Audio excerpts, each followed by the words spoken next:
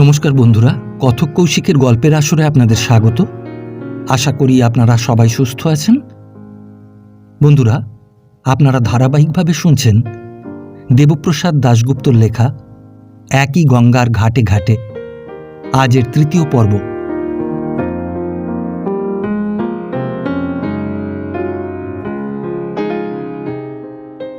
কীর্তিদত্তের কথা মনে হলে আজও মনটা উদাস হয়ে যায়, চক্ষু অশ্রুসিক্ত হয়ে ওঠে সান্ত্বনাহীন বিষাদে। জানি কোনোদিন তোমাকে আর দেখব না, কোনোদিন আর পাবো না তোমার সাহচর্য, কোনোদিন তুমি আর তোমার হাতটা বাড়িয়ে দেবে না সহযাত্রীত্বের উষ্ণ সমবেদনায়। যে ভুল আমি করেছি, যে আঘাত তোমাকে দিয়েছি, তার দুঃখ কোনোদিন আমার ঘুঁচবে না। তোমার চেয়ে শতগুণ দুঃখ পেয়েছি আমি নিজে। এ জীবনে তোমাকে বোঝাবার সুযোগ পেলাম না, সে দুঃখ আমার সারাটা বুক জুড়ে আছে। জানি চিরকাল আমাকেই বয়ে বেড়াতে হবে সে দুঃখের বোঝা, সেই হবে আমার প্রায়শ্চিত্ত। ভোর 4টে তখন। আমরা সবাই প্রস্তুত, যাত্রার শুভ লগ্ন সমাগত। ভোর না হতেই গরম গরম চা খাইয়ে তাজা করে গেছে রামলাল। শয্যা থেকে ঠেলে ঠুলে আমাদের উঠিয়ে দিয়ে গেছে। বিছানাপত্র সব বাঁধা ছাঁদা শেষ। মন দেড়েক ভারী মালের বোঝাটাকে পিঠে ফেলে হাসি মুখে রামলাল এসে দাঁড়ালো। কহিয়ে গঙ্গা মাইয়া কি যায়, যমুনা মাতা কি যায়। আমরা প্রস্তুত, ক্যানভাসের জুতো পায়ে, পরনে গরম শার্ট ও ট্রাউজার্স, কাঁধে ক্যামেরা, পিঠে হ্যাভারস্যাক, কাইট মার্কা ওয়াটার বটল, হাতে সুদৃশ্য লাঠি, চোখে কালো চশমা, মাথায় বিলিতি ফেল্ট হ্যাট। আমাকে দেখে বেনু হেসেই অস্থির। জঘন্য, অতি জঘন্য লাগছে তোকে। মনেই হয় না হিমালয়ের যাত্রী বলে, যেন চলেছিস টাইগার হিলসে সানরাইজ দেখতে। ভোরের কুয়াশা তখন কেটে গেছে। ধীরে ধীরে আমাদের পদযাত্রার প্রথম অঙ্কের প্রথম দৃশ্যের জবনিকা উন্মোচিত হল। পথে নেমে এলাম। পিছনে রইল ভাগীরথী বিধৌতা ধরাসু। একটু সরু পথ গেছে গঙ্গার ধারে ধারে। প্রথমে সমতল ভূমি, তারপর ধীরে ধীরে গঙ্গার গা বেয়ে উঠেছে চড়াই। খানিকটা চলার পর পথ এক 3 মাথার মোড়ে এসে থামল। পিছনে ধরাসু, ডাইনে গঙ্গোত্রী যাবার উঁচু নিচু পথ, আর বাঁয়ে বার্তা ফলকে লেখা রোড টু যমুনোত্রী। গঙ্গার স্রোতরেখা অদৃশ্য হয়ে গেল পাইন গাছের বিলম্বিত ছায়ার আড়ালে। শ্রুতির বাইরে হারিয়ে গেল নদীর কলতান, বনানীর বনমর্মরে আর নাম না জানা পাখির কলকাকলিতে। প্রভাতী শীতল হাওয়ায় শরীর মন জুড়িয়ে গেল। ঘন পাইনের বন, গাছের শাখে শাখে কত পাখি, কত মৌচাক। কানে আসে মৌমাছির মধু গুঞ্জন। ডালে ডালে মৌ জমছে, তাই মধুর লোভে গুনগুন করে মৌমাছি। গাছের উঁচু উঁচু ডালপালার ফাঁক দিয়ে দেখা যায় নীল আকাশ আর হালকা সাদা মেঘের দল চলেছে ভেসে। আর একা একা চলেছি আমি। আপন সঙ্গী সাথী কেউ বা গেছেন সামনে এগিয়ে, আবার কেউ বা পড়ে আছেন পিছে। চলেছি চলেছি, কত ভাবনা আসে মনে, আবার শেষ হবার আগেই নতুন ভাবনা এসে মেশে তার সঙ্গে। চেতনা যেন এক প্রশস্ত নদীশয্যা। সেদিনের সেই প্রকৃতির উদার স্বীকৃতি আমার সংশয় সংকুল সমস্ত বাচালতাকে অনায়াসে নীরব করে দিয়ে গেল। নিথর হয়ে রইল আমার অনুভূতি। আস্তে আস্তে পথ দুর্গম হয়ে আসছে। বুক ভরে নিঃশ্বাস নিতে হয়। লাঠিটাকে আরও ভালো করে চেপে ধরতে হয় দৃঢ়তর মুষ্টিতে। সূর্যের তেজ বাড়ছে। পথ চলতে ক্রমশ বেশ কষ্ট হচ্ছে। মাইল চারেকের মাথায় কল্যাণী। চায়ের দোকানটাতে বসেই 2 কাপ কড়া চায়ের হুকুম দিয়ে খানিকটা হাঁপ ছেড়ে নিলাম। হিমালয়ের পার্বত্য পথে পদব্রজনের অভিজ্ঞতা যার নেই, এই চায়ের স্বাদ, এই বিশ্রামের নিবিড় আনন্দ তাকে বোঝাবার চেষ্টা বিড়ম্বনা হবে। কিন্তু হায়, এই আনন্দ অপরাপর জাগতিক আনন্দের মতো সূর্যোদয় শিশির বিন্দুর মতোই ক্ষণস্থায়ী। যাদের সবাইকে অতিক্রম করে এসেছি, তারা সবাই আবার একে একে এগিয়ে যায়। বসে থাকতে ভালো লাগে, কিন্তু বসে থাকতে ইচ্ছে করে না। লাঠি হাতে নিয়ে আবার দোকানের ছায়া থেকে পথের রৌদ্রে নেমে এলাম। আবার পথ চলা, থামলে চলবে না। এবার পথ চলতে বেশ বেগ পেতে হচ্ছে। পথ কেবল উঁচুতেই উঠছে। শীতের রেশটুকু অবলুপ্ত। কপালে দেখা দিল লক্ষ লক্ষ শ্বেতবিন্দু। ক্রমেই সূর্যের তাপ বাড়ছে, তৃষ্ণায় গলা শুকিয়ে আসছে। কিন্তু পথের নির্দয়তা যতই নিষ্করুণ হয়, ততই যেন একটা বলিষ্ঠ অভিমান আস্তে আস্তে পুঞ্জীভূত হয়ে উঠতে থাকে। প্রথম কয়েকবার দেহ মন অবাধ্য ছেলের মতো নালিশ জানায়। অবশেষে একসময় পথের এই নির্মমতাও কেমন যেন স্বাভাবিক মনে হয়। দুর্গম পথের দুর্গমতা তখন আদৌ অলঙ্ঘনীয় বলে মনে হয় না। কল্যাণীর পর 5 মাইলের মাথায় এসেছিল কুমারারা চটি। একটু বিশ্রাম নিয়ে আবার শুরু হয়েছে পদব্রজন। চড়াই পথ, ঘন পাইনের বন আর শ্যামল বনভূমি। শুকনো পাতা পায়ে দোলে পথ চলি, আর তার শব্দে ওঠে অদ্ভুত এক বিচিত্র সুরের ব্যঞ্জনা। মাঝে মাঝে সাক্ষাৎ হয় 2-1 যাত্রীর। কেউ বা বিশ্রাম নিচ্ছেন ছায়ায় বসে, আবার কেউ বা আমাকে পিছে রেখে এগিয়ে গেলেন সামনে। আজ প্রথম দিন 9 মাইলেরও বেশি পথ অতিক্রম করেছি। সূর্য ডোবার আগেই সিলকিয়ারা পৌঁছে গেলাম। সত্যিই তো পেরেছি 9 মাইল একটানা অসমান দুস্তর উপলাকীর্ণ পথ অতিক্রম করতে। চপল আনন্দে বুকটা ভরে ওঠে। ধর্মশালায় এসে দেখি রামলাল অনেক আগেই পৌঁছে গেছে। কীর্তিদত্ত এসেছে কিছুক্ষণ। বাকি ছিলাম আমি আর বেনু। আমিও এসে গেলাম। বাকি এখন শুধু বেনু। আমাদের আসার আগেই রামলাল বিছানা পেতে রেখেছিল। পাটা ছড়িয়ে বিছানায় এলিয়ে পড়লাম গভীর অবসাদে। সারাদিনের পথশ্রমে ক্লান্ত। কখন যে ঘুমিয়ে পড়েছি নিজেই বুঝতে পারিনি। জুতো জোড়াও খোলা হয়নি আলস্যে। হঠাৎ একসময় ঘুম ভেঙে যেতে দেখি কোনায় লণ্ঠনটা দপদপ করে জ্বলছে। উনুনে ভাত টকবক করে ফুটছে। আবার তন্দ্রায় চোখ জড়িয়ে এলো, কিন্তু এক অপূর্ব সুরের নৈর্বক্তিক মূর্ছনায় মন প্রাণ উন্মুখ হয়ে উঠল। এক বাঁশুড়িয়া হৃদয়ের সব অনুভূতি উজাড় করে বাজিয়ে চলেছে পাহাড়িয়া ধুন। সম্বিত হারিয়ে গেল আমার। কার বুকে এমন করে কান্নার সুর বেজেছে? কে বাজায় রে রামলাল? ছোট্ট কথায় জবাব দিল, কীর্তিদাজি। আত্মবিহ্বল মত্ত ময়ূরের মতো আমি অবাক হয়ে শুনি। বাঁশির সুরে সুরে মূর্ছনা জাগে পাহাড়ি বাতাসে, মাদকতা জাগে নদীর কলতানে। আমার সমস্ত চেতনা প্লাবিত হয়ে গেল অদৃশ্য নিগুড় শ্রুয়মান এক সুরঝঙ্কারে। ঘন অন্ধকার নেমে এসেছে পাইনের বনে। যাত্রী আবাস নিস্তব্ধ। সবাই ঘুমিয়ে পড়েছে। আমরা শুধু কটি প্রাণী জেগে আছি এক রূপকথার অচিন দ্বীপে। লণ্ঠনের আলো অন্ধকারের অস্তিত্ব আরও স্পষ্ট করে ধরেছে। কালো ধোঁয়ায় অন্ধকার লণ্ঠনের কাঁচের চিমনিটা। কীর্তিদত্তের বাঁশির সুরে বাইরের বিশাল অন্ধকারটা অনুরণিত হয়ে উঠেছে, স্পন্দিত হচ্ছে যেন সজীব। হঠাৎ শুনি পাইনের ঘন বনের মাঝখান থেকে ধীরে ধীরে এগিয়ে আসছে নূপুরের শব্দ। একটু সন্ত্রস্ত, কিন্তু তার চাইতেও বেশি উদ্দাম। যতটা সচেতন ততটাই যেন মন্ত্রমুগ্ধ। বাঁশির সুরে আত্মহারা হয়ে এগিয়ে আসছে রাতের অভিসারিকা।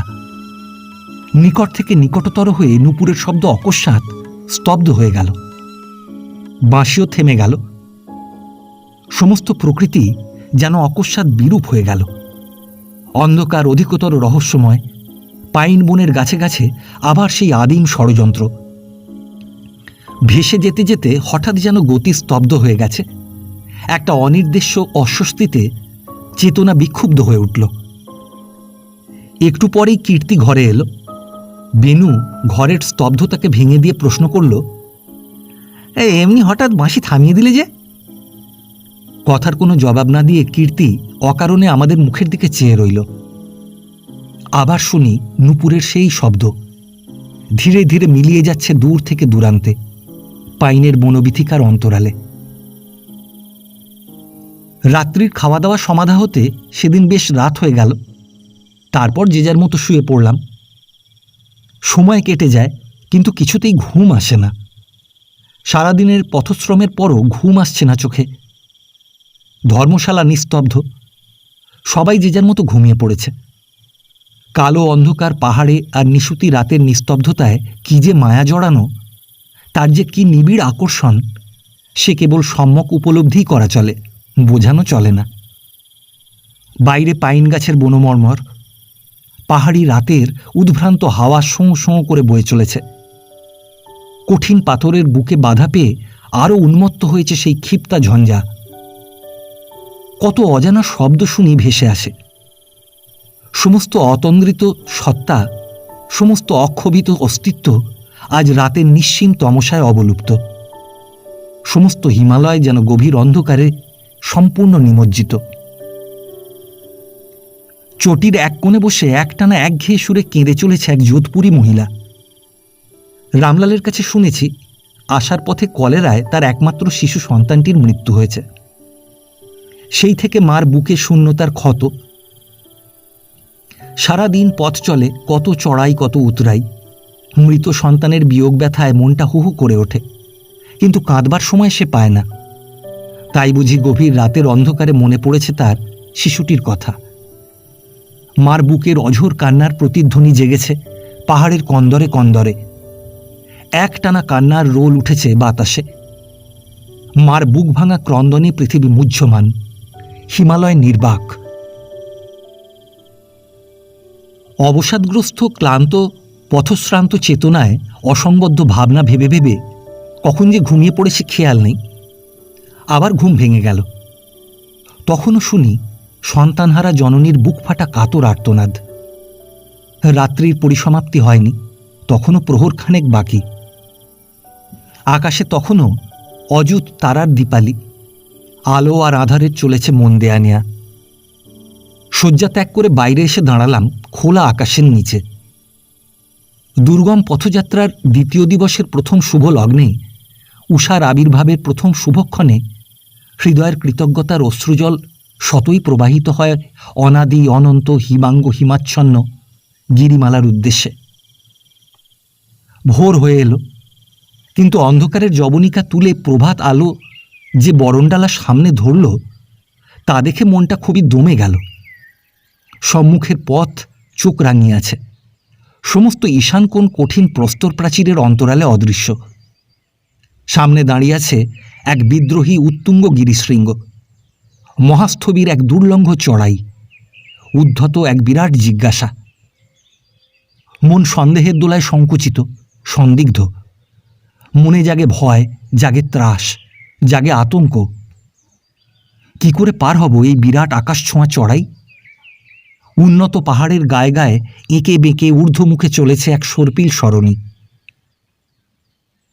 হরিদ্বার থাকতেই তো শুনেছিলাম যমুনোত্রীর দুরারোহ দুর্গমতার কথা, কিন্তু সেদিন কেন শুনিনি তাদের পরামর্শ, তাদের উপদেশ? কেন, কোন আকর্ষণে, কিসের বাধ্যবাধকতায় এলাম এই দুর্গম গিরিপথে? সারা মন বিদ্রোহ করে ওঠে, যেন কত জন্মের ঋণমুক্ত হতে চলেছি যমুনার মন্দিরে, চলেছি তাপসী তপনতনয়ার উৎস সন্ধানে। নিজের অজ্ঞাতসারে ভয় আতঙ্কে দেহমন কেমন যেন অথর্ব হয়ে এলো নিজের অক্ষমতার কথা চিন্তা করে। গত জন্মের অজ্ঞেয় পাপের বোঝা হালকা করে দিতে এসেছি হিমালয়ের ব্যাপ্তিতে। মন গভীর বিষাদে মগ্ন হয়ে রইল। উদাস নেত্রে কিছুক্ষণ শূন্যে অনন্ত দিগন্তের পানে চেয়ে রইলাম। সামনে চড়াই মুখবেদান করে আছে, কিন্তু অনিবার্যকে অস্বীকার করবার মূঢ় অসহায়তা তখন স্তিমিত হয়ে গেছে। দ্বিতীয় দিনের চলা শুরু হলো। সবাই চলেছে নতুন উদ্দীপনায়, নতুন করে চলার প্রতিজ্ঞা নিয়ে। শুধু কি আমি পড়ে থাকবো পিছে? মিথ্যা হবে আমার তীর্থযাত্রা। রামলাল চলে গেল, কীর্তি, বেনু সবাই আমাকে পেছনে রেখে এগিয়ে গেল সামনে। সারা পথ শুধু পাষাণ আর উপলখণ্ডে সমাকীর্ণ। সান্ত্বনা পাইন বনবিথির অকৃপণ ছায়া। পাইন গাছের অরণ্য চলেছে সঙ্গে সঙ্গে। পাখির ডাক শুনি, আর শুনি পাহাড়ি দমকা হাওয়ার শোঁ শোঁ ক্রুদ্ধ গর্জন। কিন্তু সব কিছুই যেন মনে হলো ছন্দহীন, ব্যঞ্জনাহীন। মাথায় যেন একটা অসহ্য ব্যথা অনুভব করছি, যেন পা আর চলে না। দারুণ অবসাদে দেহ ভেঙে পড়ছে। সূর্যের তাপদাহে দগ্ধ ঘর্মাক্ত সারা দেহ, অবসাদে সারা মন বিক্ষিপ্ত। ভিন্ডিলগাঁওয়ের চড়াই ভেঙে যখন পর্বতের সানুদেশে উপস্থিত হলাম, তখন মধ্যাহ্ন।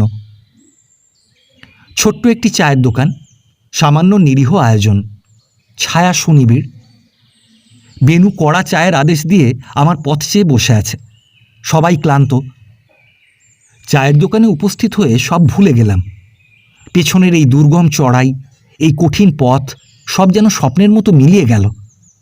অমানিসার অন্ধকার কেটে গেল।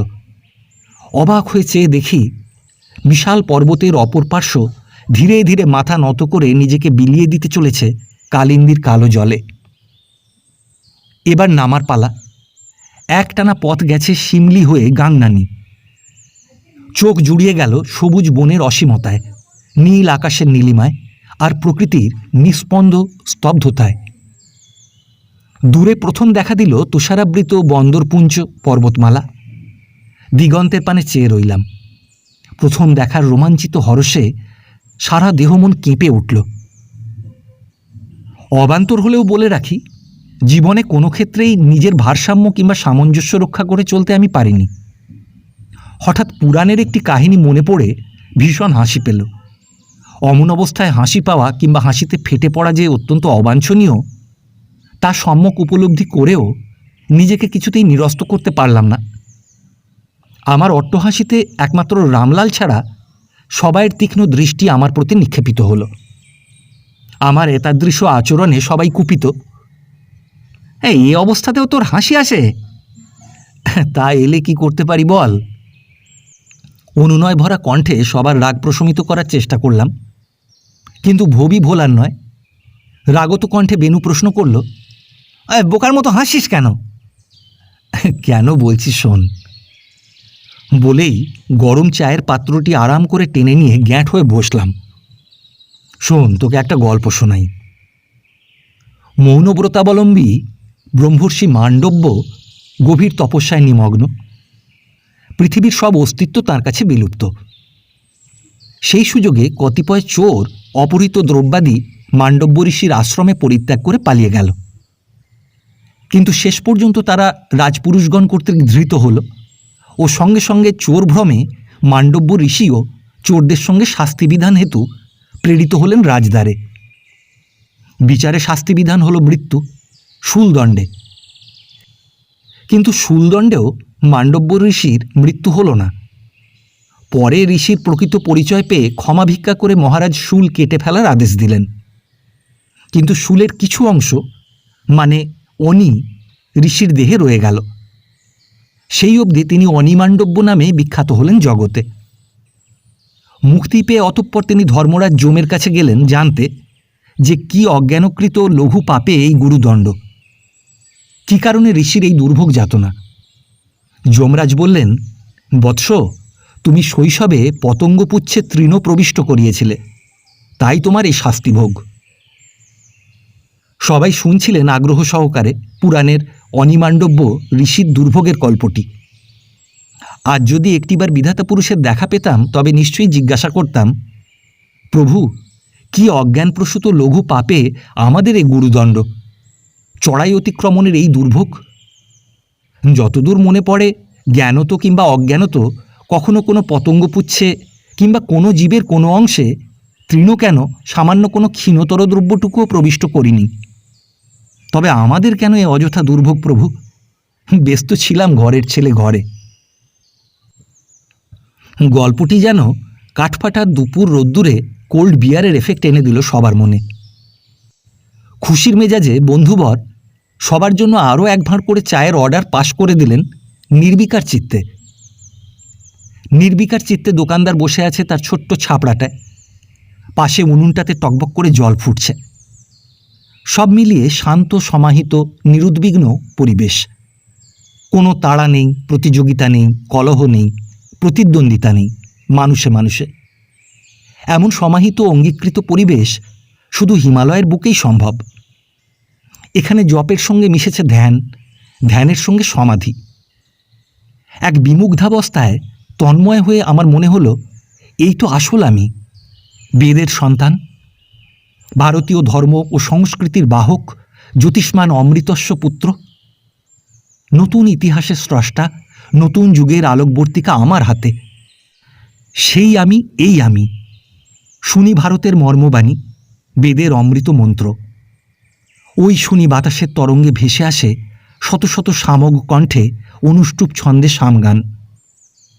আমার মনের বীণায় বেজে ওঠে ঐকতান, সপ্তসুরের সুরঝঙ্কার। ভৈরব, মালব, সারঙ্গ, হিন্দোল, দীপক, মেঘ স্বররাগের বিচিত্র সুরের আলপনা এঁকে দিল আমার মনের গহন অঙ্গনে। অনিচ্ছা সত্ত্বেও আবার উঠতে হলো। রামলাল হাত বাড়িয়ে দেখালো বহু দূরে রূপালী পাতে মোড়া যমুনার সূক্ষ্ম জলধারা। কালো চশমার দৌলতে নজরে এলো না নদীর গতিপথ। রামলালের আক্ষেপ উপেক্ষা করে আবার পথে নামতে হলো। সহযাত্রীরা আগেই চলে গেছেন, এবার শুধু নামার পালা। বেশ নেমে যাচ্ছি তরতর করে, এ পাথর ডিঙিয়ে ও পাথরের পাশ দিয়ে। কোনো কষ্ট হচ্ছে না, একমাত্র জলকষ্ট ছাড়া। যমুনোত্রীর পথে জলকষ্টই শেষ পর্যন্ত যাত্রীর মনোবল অনেকটা ক্ষুণ্ণ করে দেয়।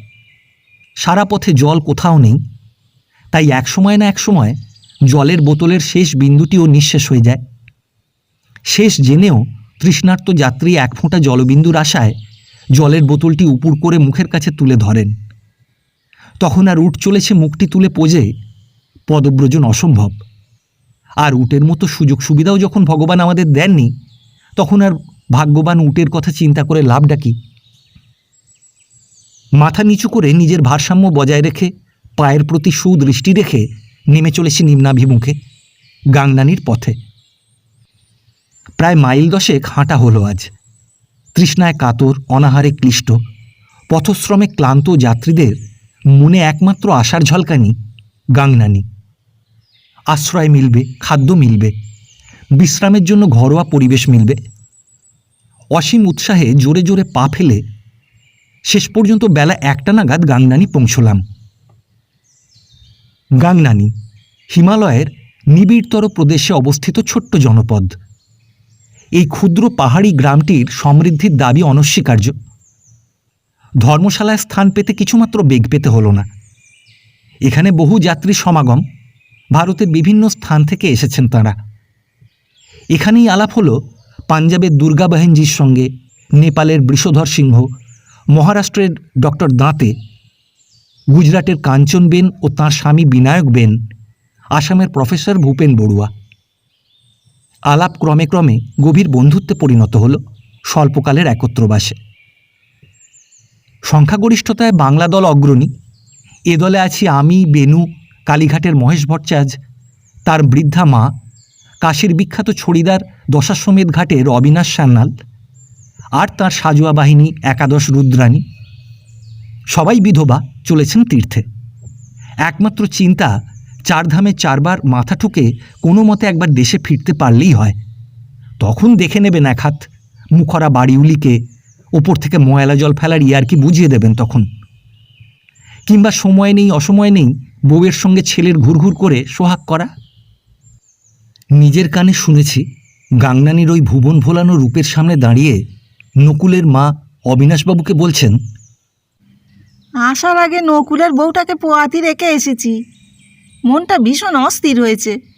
আজকেই আমাকে কাশি পাঠাবার বন্দোবস্ত করে দিন, নইলে মাথা খুঁড়ে রক্ত ছিন্নি করবো বলে রাখছি। আমি আর এক পাও নড়ছি না। বিচিত্র বাহিনী সঙ্গে এনেছেন আপন ভোলা অবিনাশবাবু। তালে বেতাল, বচনে বাচাল, এক একটি বিচিত্র রূপিণী। 1 পাগলের রক্ষা নেই, 7 পাগলের মেলা। গাংনানির ধর্মশালার বিচিত্র পরিবেশের স্মৃতি মনে হলে আজও হাসি আসে।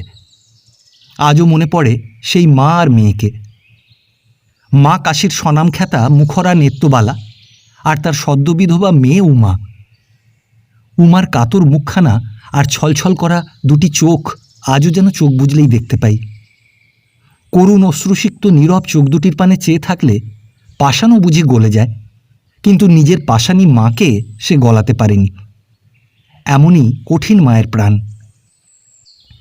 স্বামী হারানোর বিয়োগ ব্যথা নিষ্প্রাণ করে দিয়ে গেছে উমাকে, নীরব করে দিয়েছে তার মনের কথা। তাই বুঝি উমা অমন করে উদাস চোখ মেলে তাকিয়ে থাকে দিগন্তের পানে। অমন রূপও ম্লান হয়ে গেছে ব্যথায়ের কালিমায়। মায়ের শাসনে প্রয়াগে মাথা মুন্ডন করেছে উমা। মার অবিশ্রান্ত গালাগাল অভিযোগেও কোনোদিন শুনিনি উমাকে জবাব দিতে। সেদিনও উমা ঠিক অমনি করেই দাঁড়িয়েছিল উদাস দৃষ্টি মেলে। নেত্রবালা স্নান সেরে ভিজে কাপড়ে এসে দাঁড়িয়েছেন দরজায়। শুকনো কাপড়ের কথা একবার কি দুবার হয়তো মেয়েকে বলেছেন, মেয়ে শোনেনি। আর যায় কোথায়? একই মা মনসা, তাতে ধুনোর গন্ধ। বলি কিসের দেমাক, কথা কানে ঢোকে না? রূপ এই ডুমুরের গরব করো, পাকলে ডুমুর পড়ে মরো। সত্যি দিদি, তোমার ভাগ্যের কথা ভাবলে দুঃখ হয়। ফোড়ন কাটেন সোনারপুরার সোনামুখী। আর যায় কোথায়? গরম তেলে নরম বেগুন। তারস্বরে নেত্রবালা শুরু করলেন মেয়ের কেচ্ছা।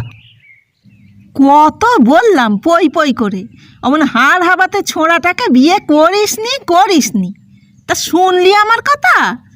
না, একলা ঘরের গিন্নি হব, চাবি ঝুলিয়ে নাইতে যাব।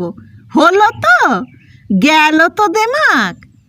কাঙালের কথা বাসি হলে মিটে লাগে, তা আমার কথা শুনবেন কেন পটের বিবি? অমন ভালোবাসার মুখে ঝাঁটা মারি। কত শত গেল রতি, শেওড়া তলার চক্করতি। বলেই ঢকঢক করে খানিকটা জল খেয়ে নতুন শক্তি সঞ্চয় করে নিলেন নেত্রবালা। সোনামুখী তাড়াতাড়ি সমবেদনার সুরে বললেন, খালি পেটে জল খেতে নেই দিদি, দুটো বাতাসাই নয় মুখে দাও। সন্তানের মার খালি পেটে জল খেতে নেই যে গো। সন্তানের নিকুচি করি, অমন সন্তানের আবার মা। কথায় আছে কানা পুঁতে পোষে আর পেটের মেয়ে শোষে। তা বচন না যেতেই শাঁকা ভেঙে সিঁদুর মুছে এলি তো এই নেত্রবালার কাছে। কাঁড়ি কাঁড়ি দুবেলা বসে খাওয়াবো, তা কথা শোনাবো না? বলি কড়ি দিয়ে কিনবো দই, গোয়ালিনী মোর কিসের সই? সত্যি কথা বলতে নেত্রবামনি ভয় পায় না। তা মেয়েই হোক আর বেটার বউ হোক, কাউকে ছাড়বো না। খাই দাই ভুলিনি, তত্ত্ব কথা ছাড়িনি। কলিকালে কে কার কথা শোনে দিদি?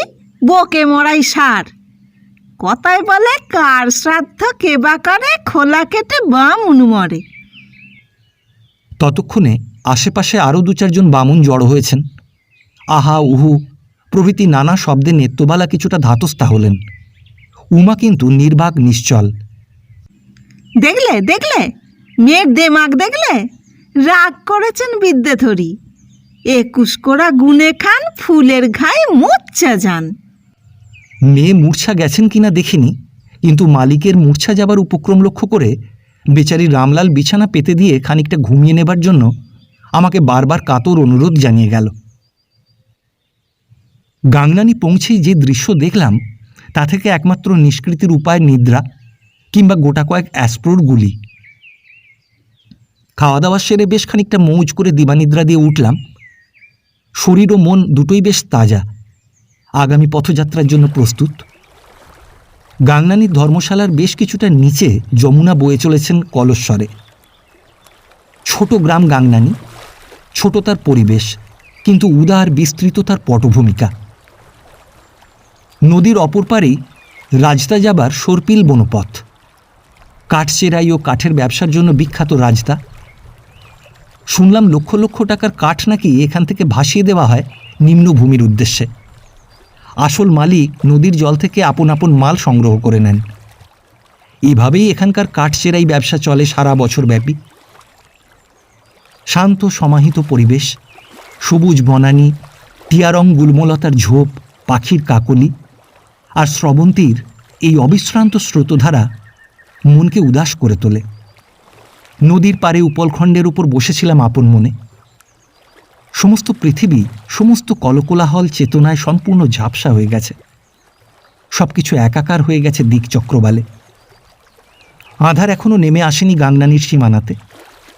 সায়ন্তন সূর্যের অন্তিম আবির রং ছড়িয়ে পড়েছে বনানীর শীর্ষ দেশে আর নদীর কালো জলে। একটি তন্নি যুবতী আপন মনে নদীর শীতল জলে স্নান করছে, আনন্দে, হাসিতে আর খুশিতে প্রগল্ভা, উচ্ছলা এক মায়াবিনী। প্রায়ন্ধকার ছায়ার আবছা আলোয় চিনলাম স্নানার্থিনীকে, যাযাবরী সর্বতিয়া। একা একা পথে পথে ঘুরে বেড়ালাম অনেকক্ষণ। রাজদার বনপথ, নদীর উচ্ছল গতিবেগ, মন্দিরে আরাধনার গম্ভীর মঙ্গলধ্বনিতে আস্তে আস্তে আবার মনের উচ্ছৃঙ্খল জোয়ারের গতি পরিবর্তিত হলো। রাত্রি সমাগমে আস্তানায় ফিরে দেখি ধর্মশালার সামনে বিরাট ভিড় জমায়েত হয়েছে। গ্যাসের বাতি জ্বলছে, সবাই উদ্গ্রীব আগ্রহে দেখছে যাযাবরীর নৃত্যচপল চঞ্চল পদসঞ্চার, নিটোল দেহভঙ্গি আর চপল কুটিল কটাক্ষ। সর্বতিয়া নাচে, তিলাইয়া হারমোনিয়াম বাজায়, আর শিশুটা চটিওয়ালার বারান্দায় শুয়ে শুয়ে কাঁদে। পালিয়ে এলাম তাড়াতাড়ি ধর্মশালার ছোট্ট কামরাটিতে। রামলাল ভাত চড়িয়েছে, বেনু শুয়ে শুয়ে পড়ছে হান্ট সাহেবের লেখা the ascent of Everest. Kirtidatta অনুপস্থিত। আমাকে দেখেই দুজনের মুখে হাসি ফুটল। Here comes the imitating philosopher বলেই ওপাশ ফিরে বন্ধুবর গভীরভাবে বইয়ের পাতায় মনোনিবেশ করলেন। রামলাল হাসছে। খাওয়া দাওয়া সেরে সবাই চাদর মুড়ি দিয়ে শুয়ে পড়লাম। বাদে কীর্তিদত্ত। বাঁশি নিয়ে সে বাইরে চলে গেল। আমরা নিদ্রার আয়োজন করলাম। পথ পথ শুধু পথ, শেষ নেই, শুধু চলেছে আর চলেছে। তবে এ পথ একঘেয়েমির পথ নয়, ভবঘুরে মিন্নয়। এতে আছে ছায়া, আছে রোমাঞ্চ, আছে পাখির কলতান। অতি প্রত্যুষে আবার পদব্রজন শুরু হলো। গাংনানি পিছনে পড়ে রইল, সামনে খাড়ালি, 3 মাইল দূরে। গভীর পাইন বিথিকার ভেতর দিয়ে গেছে খাড়ালির পথ। রাস্তা সমান্তরাল, বেশ চলেছিলাম ছায়াপথ দিয়ে। ভোরের কুয়াশা, প্রভাত পাখির গান আর যমুনাকে ছুঁয়ে ছুঁয়ে পথ চলা, বেশ লাগছিল মনের এই প্রশান্ত ধ্যানটি। 3 মাইলের মাথায় এলো খাড়ালি। একটি কি দুটি চায়ের দোকান সম্বল, অতি জীর্ণ পরিবেশ।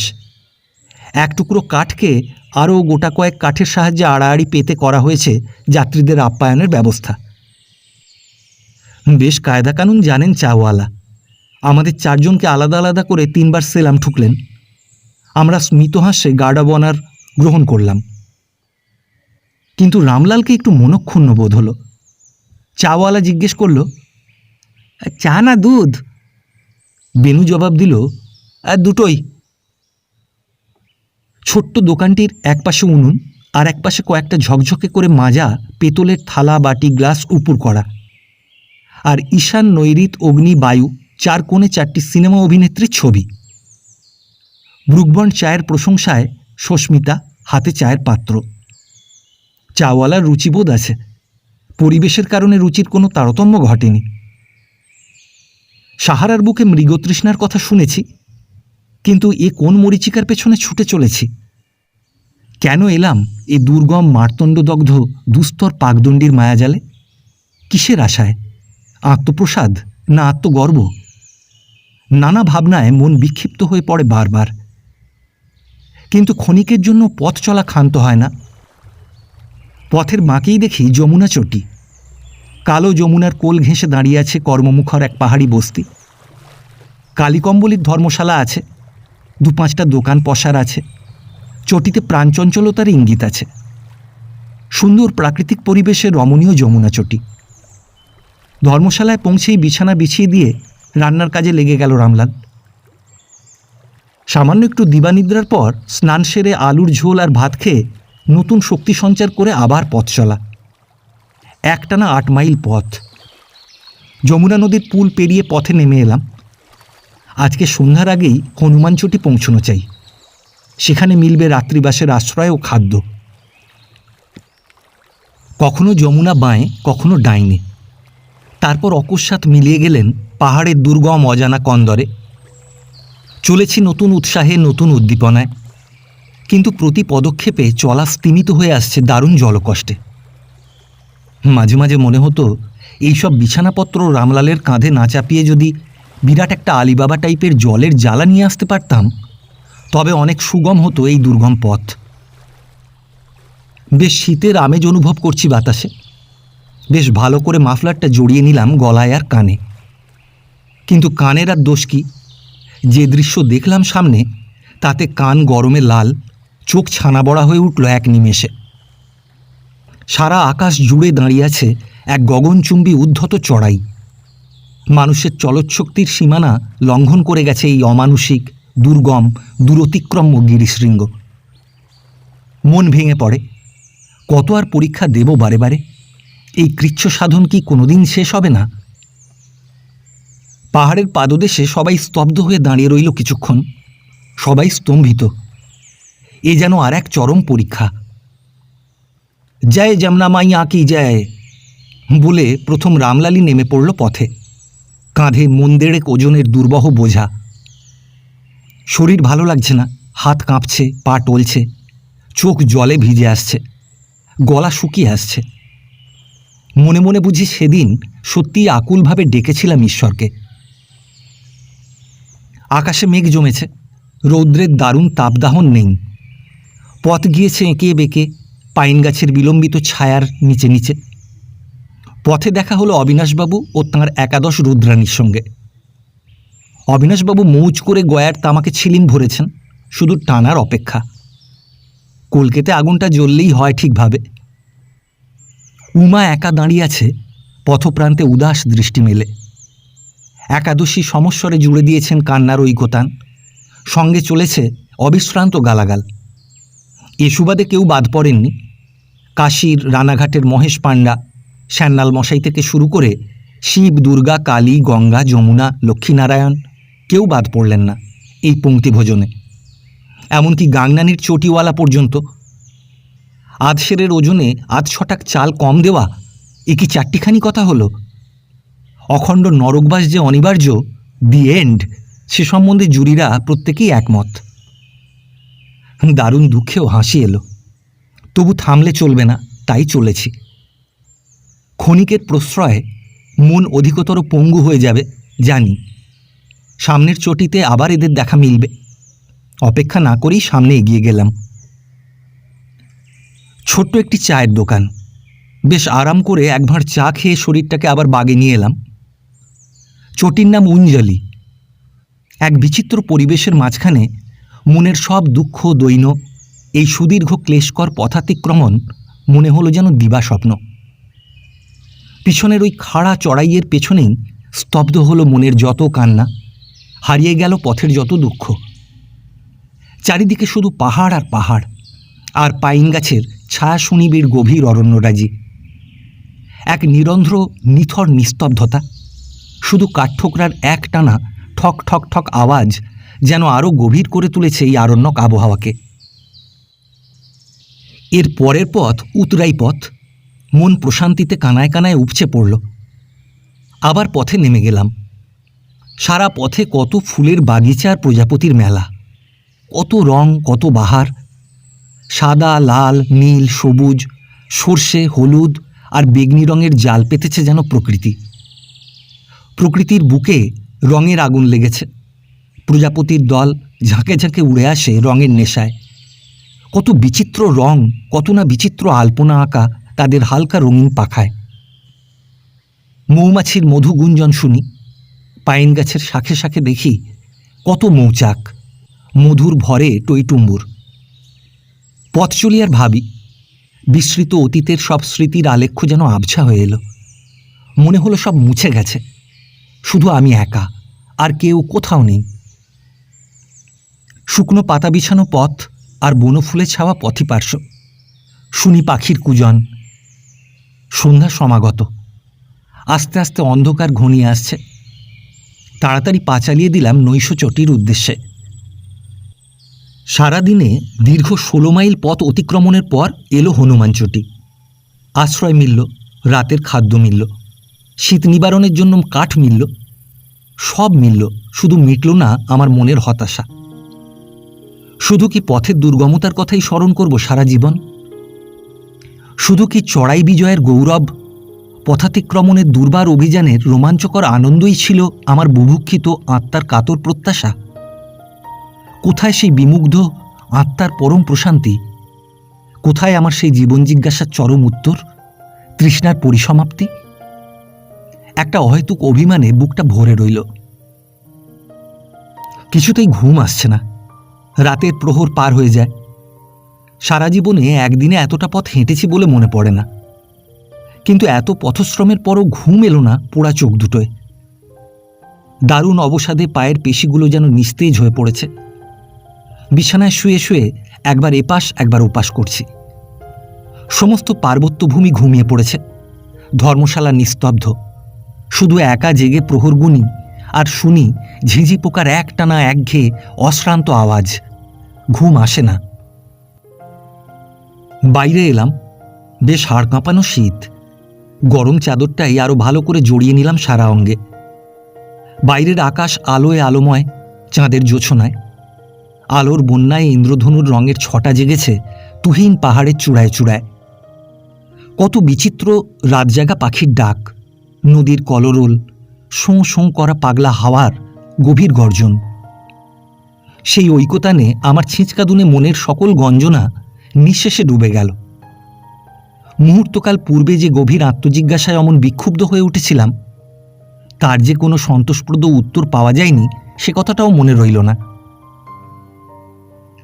চটির বারান্দায় আবছা অন্ধকারে ঘুমিয়ে আছে কত যাত্রী। সব ছাপিয়ে ঘরের নিস্তব্ধতাকে কাঁপিয়ে শুরু হয়েছে সমবেত নাসিকা গর্জন। নানা ঢং, নানা সুর, মিড়, গমক ও মূর্ছনার একত্রিত কনসার্ট। নাক ডাকার যে বিভিন্ন স্বরগ্রাম আছে, নানা ঘরানা আছে, তা সম্যক উপলব্ধি করেছি গভীর রাতে ধর্মশালায় একলা জেগে জেগে। দুর্গম এই পদযাত্রার পুণ্যটুকুও হয়তো এককালে নিঃশেষে মিলিয়ে যাবে, কিন্তু এই উপলব্ধি স্মরণে থাকবে চিরকাল। অথচ একটু আগেই চটিতে পৌঁছে এই জনতার যে চেহারা দেখেছিলাম তা সম্পূর্ণ ভিন্ন প্রকৃতির।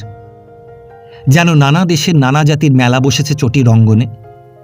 পাঞ্জাবি, মাদ্রাজি, তামিল, তেলেগু, বাঙালি, আসামি, বিহারি, গাড়োয়ালি, নেপালি, মারাঠি, কাশ্মীরি আর গুজরাটি। নানা ভাষায়, নানা কথায়, বিচিত্র কলহ আর কোলাহলে সরগরম হয়েছে ধর্মশালার আবহাওয়া। একটু সুবিধা, একটু সুখের জন্য কত না মনোমালিন্য, বচসা, ঝগড়া। আবার পথ চলা শুরু হলেই থেমে যায় দ্বন্দ্ব, ফুরিয়ে যায় বচসা, মিটে যায় মনের যত ভুল বোঝাবুঝি। জীবনের এই অপরিসর পান্থশালার দ্বারে কত যাত্রী এলো, কত মুসাফির চলে গেল, কাউকে ভুলিনি। তোমরাই আমার জীবনে নতুন করে এনে দিয়েছ পথাতিক্রমণের প্রেরণা, জেলে দিয়েছ নতুন আলোর মশাল। সে ক্ষণটুকু হোক না কেন ক্ষণিকের, তবু আমি জানি আমাদের এই মিলনের কথা কোনোদিন ভুলবে না এই তুহিনাদ্রির অনন্ত হিমগিরি শ্রেণী, এই আকাশ, এ বাতাস, এ ঝর্ণার কলোচ্ছ্বাস। জীবনে মানুষ চেনার এই পরম লগ্ন কোনোদিন ব্যর্থ হবার নয়। বিনিদ্র রজনীর দূরত্ব থেকে অবাক হয়ে চেয়ে চেয়ে দেখছিলাম নিদ্রিত যাত্রীদের মুখচ্ছবি। একটু আগেই না এখানে যেন রথের মেলা বসেছিল। কত সুখ, কত দুঃখের কথা, কত পরনিন্দা, কত পরচর্চা। গরম তেলের মার্জনা চলছিল অবসাদগ্রস্ত পদযুগলে, আর সঙ্গে সঙ্গে আহা উহু, গেছি রে, মুড়লাম রে বাবা, এমনি ধারা কত বিলাপ, আলাপ আর প্রলাপে মুখরিত ছিল ধর্মশালার অঙ্গন। এখন আবার সেই আকাঙ্ক্ষিত গভীর নিস্তব্ধতায় নিজেকে বড়ই নিঃসঙ্গ মনে হলো। ৩-৪ জন গাড়োয়ালি কুলি কোণের বড় পাইন গাছটার নিচে বসে আগুন পোহাচ্ছিল মৌজ করে, আর ওই দূরের পাথরটাতে বসে কোষে তামাক টানছেন কাশীর অবিনাশবাবু, বুড়িদের ছড়িদার। ভুরুত ভুরুত তামাক টানছেন আর চোখ বুজে গান ধরেছেন, ললিতে ও ললিতে অঙ্গ জলে কৃষ্ণ পীড়িতে। বড় ভালো মানুষ আমাদের স্যান্ডাল মশাই। কারো কথায় নেই, কারো ভালোই নেই, মন্দে নেই, নির্বিকার, নিশ্চিন্ত। আপন মনে তামাক টানেন আর বুড়িদের নালিশ এক কান দিয়ে শোনেন, আর অপরটি ব্যবহার করেন অপরিশ্রুত কথার স্রোত নিষ্ক্রামণে। দেখা হলেই বলবেন, এই তামাক ইচ্ছা করেন? বড় ভালো তামাক দাদা, একেবারে খাস লখনৌর গোলাপ জলে ভেজানো গয়ার অম্বুরি তামাক। আমাদের রানামহলের পরেশবাবুর বেয়াই থাকেন গয়ায়, তাঁকে দিয়েই আনানো মশাই। একবার টেনেই দেখুন না। আসার সময় গায়ের গরম কোটটা ভুলে ফেলে এসেছি মশাই। হ্যাঁ, কিন্তু ঠিক ম্যানেজ করে এনেছি গয়ার অম্বরী তামাকের পুঁটুলিটা। যতটা জেনেছি, যতটা বুঝেছি, তাতে আমার মনে বদ্ধমূল ধারণা হয়েছে জীবনের চলার পথে আসল জায়গাতেই অবিনাশবাবু ঠিক ম্যানেজ করতে পারেননি। দুনিয়াতে কেউ নেই শ্যান্নাল মশাইয়ের, একমাত্র সাধের ভোট কম্বলটি ছাড়া। আপন ভোলা মানুষ আপন খেয়াল খুশি আর গানের মাঝেই ভুলিয়ে রাখেন নিজেকে। রাতের প্রহর এগিয়ে চলে সমাপ্তির সীমানায়। নিজের শয্যায় ফিরে এলাম। সবাই অঘোরে নিদ্রিত। হঠাৎ নজর পড়ল যে কীর্তির শয্যা শূন্য। কীর্তিদত্ত নেই। কোথায় গেল এত রাত্রিতে? অনির্দেশ্যভাবে সামান্য উদ্বেগ বোধ করলাম। হঠাৎ শুনলাম নিস্তব্ধতাকে ভেঙে দূরে নূপুরের ঝঙ্কার বঙ্কিম বিস্তারে আরও দূরে সরে যাচ্ছে। রাতের অভিসারিকার দ্রুত সন্ত্রস্ত পদসঞ্চার ধীরে ধীরে মিলিয়ে গেল দূর থেকে দূরান্তরে। মনটা সন্দেহে বিষিয়ে উঠল। ঘরের কোণে টিমটিমে আলোটাও একসময় নিভে গেল। অন্ধকার, গভীর অন্ধকারে কারারুদ্ধ মনে হলো নিজেকে। কপালে দেখা দিল ফোঁটা ফোঁটা শ্বেতবিন্দু। কম্বলটা পায়ের কাছে সরিয়ে রাখলাম। কুৎসিত ভাবনায় আর সন্দেহে অসহ্য লাগছিল প্রতিটি মুহূর্ত। ভাবতে ভাবতে খানিকটা তন্দ্রায় এসেছিল ক্লান্ত চোখে। খুট করে সামান্য একটু শব্দ হলো বারান্দায়। তন্দ্রা ভেঙে গেল। ধীরে ধীরে চোরের মতো চুপি চুপি আসছে কীর্তিদত্ত। বাইরে তখনও চলেছে শীতের হাওয়ার ক্রুদ্ধ ফোঁসফোঁসানি। রাত শেষ হতে তখনও প্রহরখানেক বাকি।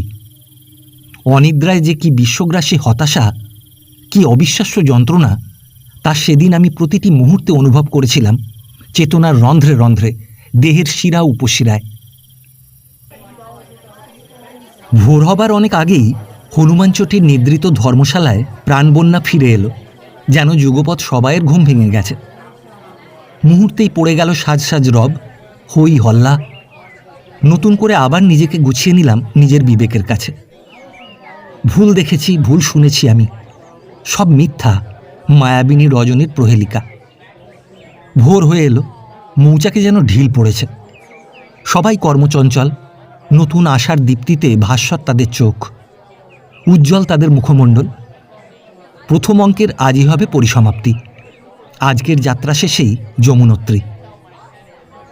সমুদ্রপৃষ্ঠ থেকে ৭,০০০ ফিটের ওপরে এসেছি। বেশ কনকনে শীত। চোখের নিমেষে বিছানাপত্র সব বাঁধা হয়ে গেছে। এক ভাঁড় করে গরম চা নামক পানীয় ঢকঢক করে গলাধ্যকরণ করা হয়ে গেল। বাইরে তখনও ঘন কুয়াশার আস্তরণ। শীতে সবাই ঠকঠক করে কাঁপছি। পথে নেমে এলাম। যমুনা মাইয়ার জয়ধ্বনি করা হলো বাড়তিনেক, কিন্তু ইচ্ছা থাকা সত্ত্বেও শীতের চোটে কিছু বের হলো না পোড়া কণ্ঠনালী থেকে, খানিকটা বিকৃত অবদ্ধ আওয়াজ ছাড়া। পথ চলেছি। ভোরের শুকতারা তখনও পূব আকাশে জ্বলজ্বল করছে। কঠিন প্রাচীরের গায়ে দীপ্ত কুয়াশার শুভ্র উত্তরীয়। সংমূঢ়ের মতো বিভোর হয়ে চলেছিলাম। মনে হলো দূর, বহু দূর থেকে যেন ভেসে আসছে মেঘের মৃদঙ্গ মন্দ্র, এক অপূর্ব মঙ্গলগীতি। ঋত্বিক কণ্ঠে বেদের অমৃত গান। ক্ষয়িষ্ণু মানবের বক্ষপঞ্জর ভেদ করে মনের অবচেতনায় যেন পোষেছে রবির কর, এসেছে নতুন আলোর বন্যা। 4 মাইলের মাথায় খড়শালী, যমুনোত্রীর পথে শেষ উপনিবেশ। খড়শালীর পথে যে নৈসর্গিক সৌন্দর্য দেখেছিলাম, সে আনন্দের ইঙ্গিতে দুর্গম পথ অতিক্রম করে গেছি অনায়াসে। তার তুলনা কোথাও নেই এ সংসারে। কাঠগোলাপ আর কিংসুক, রডোডেন্ড্রন আর রঙুন ফুলে ছাওয়া বনভূমি। কত রং, কত বাহার। সবুজ বনের বিলম্বিত ছায়া আর নদীর ওই ঘুমপাড়ানি গান পথক্লান্ত পথিককে ভুলিয়ে দেয় পথাতিক্রমণের দুঃসহ কষ্ট, নিরাময় করে দেয় চেতনার সব দুঃখের ক্ষত। প্রভাত আলোর স্নিগ্ধ পরশে মনের সব অন্ধকার দূর হয়ে গেল। দীর্ঘ রোগ যন্ত্রণার পর যেন অকস্মাৎ সম্পূর্ণ সুস্থ হয়ে গেছি। মনের অচলায়তনের দ্বার আজ উন্মুক্ত। এত আলো, এমন আলোর ছটা, এমন আলোয় ভরা ভুবন কই আগে তো কখনো দেখিনি। আলোর ঝর্ণাধারা নেমে এসেছে আকাশ থেকে, নেমে এসেছে পাহাড়ের গা বেয়ে। এ আলোর ধারা উদ্ধত নয়, শান্ত, উচ্ছৃঙ্খল নয়, তবুও মুক্ত, চোখ ধাঁধানো নয়, আনন্দময়। যেন চিরতরে অন্ধকারের বন্ধন মোচন করে দিয়ে এসেছে এই মুক্ত ধারা, আলোর বন্যা। নতুন হোমাগ্নির আলোয় মৃত মন যেন সঞ্জীবিত হয়ে উঠল। এই তো সেই চিদাত্মা হিমালয়, জগৎ পারাপারের মাঝখানে ঋজু ভঙ্গিতে দাঁড়িয়ে আছে, বলিষ্ঠ, অনিন্দ সুন্দর, যেন যুগপৎ বিধৃত সত্য, শিব ও সুন্দর। সূর্যস্নাত প্রভাতবেলায় তোমাকে সত্তা পূর্ণ করে দেখি, অশ্রুর অঞ্জলি নিয়ে তোমারই বন্দনা করি। মন্ত্র জানি না, তন্ত্র জানি না, আবাহন জানি না, বিসর্জন জানি না, কিন্তু মন বলছে বারবার, উজাড় করে দে নিজেকে, বিলিয়ে দে আপনাকে, ভুলে যা নিজের আত্ম অহংকার, মিথ্যা শিক্ষার অভিমান। এমন ডাক শোনবার যে আদৌ অধিকার আছে এতকাল তা জানা ছিল না। এমন ডাকে যে কোনো কালে কণামাত্র উদ্বেলিত হতে পারি, কিছুকাল আগে পর্যন্ত তা পরিহাস মাত্র ছিল। কিন্তু হিমালয়ের প্রভাতে জাদু আছে। বাস্তবধর্মীকে সে অনায়াসেই ভাবুক করে তোলে, চোখের নিমেষে সংশয়ীকে সাধক করে দেয়। নতুন প্রভাতের নতুন আলোয় অবগাহন করে যেন জীবন ধন্য হলো।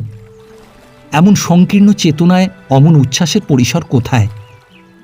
বারবার চোখ কেবলই বাষ্পাচ্ছন্ন হয়ে আসতে লাগলো। ইচ্ছে হলো চিৎকার করে কাঁদি, চিৎকার করে ডেকে বলি, আমাকে কলুষমুক্ত করো, মনের অন্ধকার ঘুচিয়ে দাও। সবার জোড়া জোড়া চোখ আজ নিশ্চিত প্রতিশ্রুতিতে সমুজ্জ্বল, আশার আলোয় দীপ্ত। কারণ লক্ষ্য নিকটবর্তী, আর একটু পথ বাকি। রাতের কুয়াশা ভোরের আলোয় ফিকে হয়ে আসছে। উজ্জ্বল উত্তরীয়ের আড়ালে অভ্রংলিহ তুষারমণ্ডিত গিরিমালা প্রবুদ্ধ আত্মার একমাত্র জপমালা, একমাত্র জিমুত মন্দ্র, গম্ভীর ওঙ্কারধ্বনি। সবারই চোখে জল, পথকষ্টে নয়, অসীমের সান্নিধ্যে আসার আনন্দে। আর পারছে না, তবু সবাই হাসি মুখে কঠিন চড়াই অস্বীকার করে চলেছে যমুনোত্রীর দুর্গম পথ বেয়ে। কারো পায়ে দগদগে ঘা, কারো পা ফুলেছে, কারো পা পাথরের ঘায়ে ঘায়ে শত বিদীর্ণ। তবুও সবাই আনন্দে আত্মহারা। ওই দেখা যায় দূরে যমুনোত্রীর তুষার ধবল গিরিশ্রেণী। বিচ্ছিন্নভাবে শত শত কণ্ঠের আকুল বন্দনাধ্বনি শোনা যায়। পাহাড়ের কন্দর থেকে ভেসে আসে শাশ্বত চেতনার চিরন্তন প্রতিধ্বনি। নতুন সূর্যের আলোয় গিরিশৃঙ্গ ঝলমল করে উঠেছে। আকাশে নব আশার মেঘদূত। সম্পূর্ণ বিমুগ্ধ অবস্থায় পথ বেয়ে চলেছি। কেউ কোথাও নেই, শুধু একা আমি আর শুধু পথ। দিগন্তের হাতছানিতে চলেছে এঁকে বেঁকে, সীমাহীন, অন্তহীন, অসীমের উদ্দেশ্যে। শুধু ধৈর্য আর স্থৈর্য, শুধু বৈরাগ্য আর তিতিক্ষাই এ পথের একমাত্র পাথেয়। এ দুর্গম পথই একমাত্র সত্যের পথ, জ্ঞানের পথ, মুক্তির পথ। স্বপ্নের ভেতর দিয়েই পূর্ণ হতে চলেছে এতকালের সব আকুতি, সব কাকুতি। আর দেরি নেই, আর 1 মাইল বাদে খরশালি, তারপর জানকিমাই চটি, তারপরেই দীর্ঘ পথযাত্রার সমাপ্তি। পথকষ্টের পূর্ণ পুরস্কার যমুনোত্রী। এলাম খরশালি, এলো যমুনা। নদীর 2 পারে 2টি জনপদ, খরশালি আর বিবগাঁও। খরশালি হল যমুনোত্রীর পাণ্ডাদের শীতকালীন আবাসভূমি, অত্যন্ত অপরিচ্ছন্ন এবং ততোধিক কর্মচঞ্চল। বিবগাঁওর প্রাচীন নাম তীর্থ মার্কণ্ডেয়।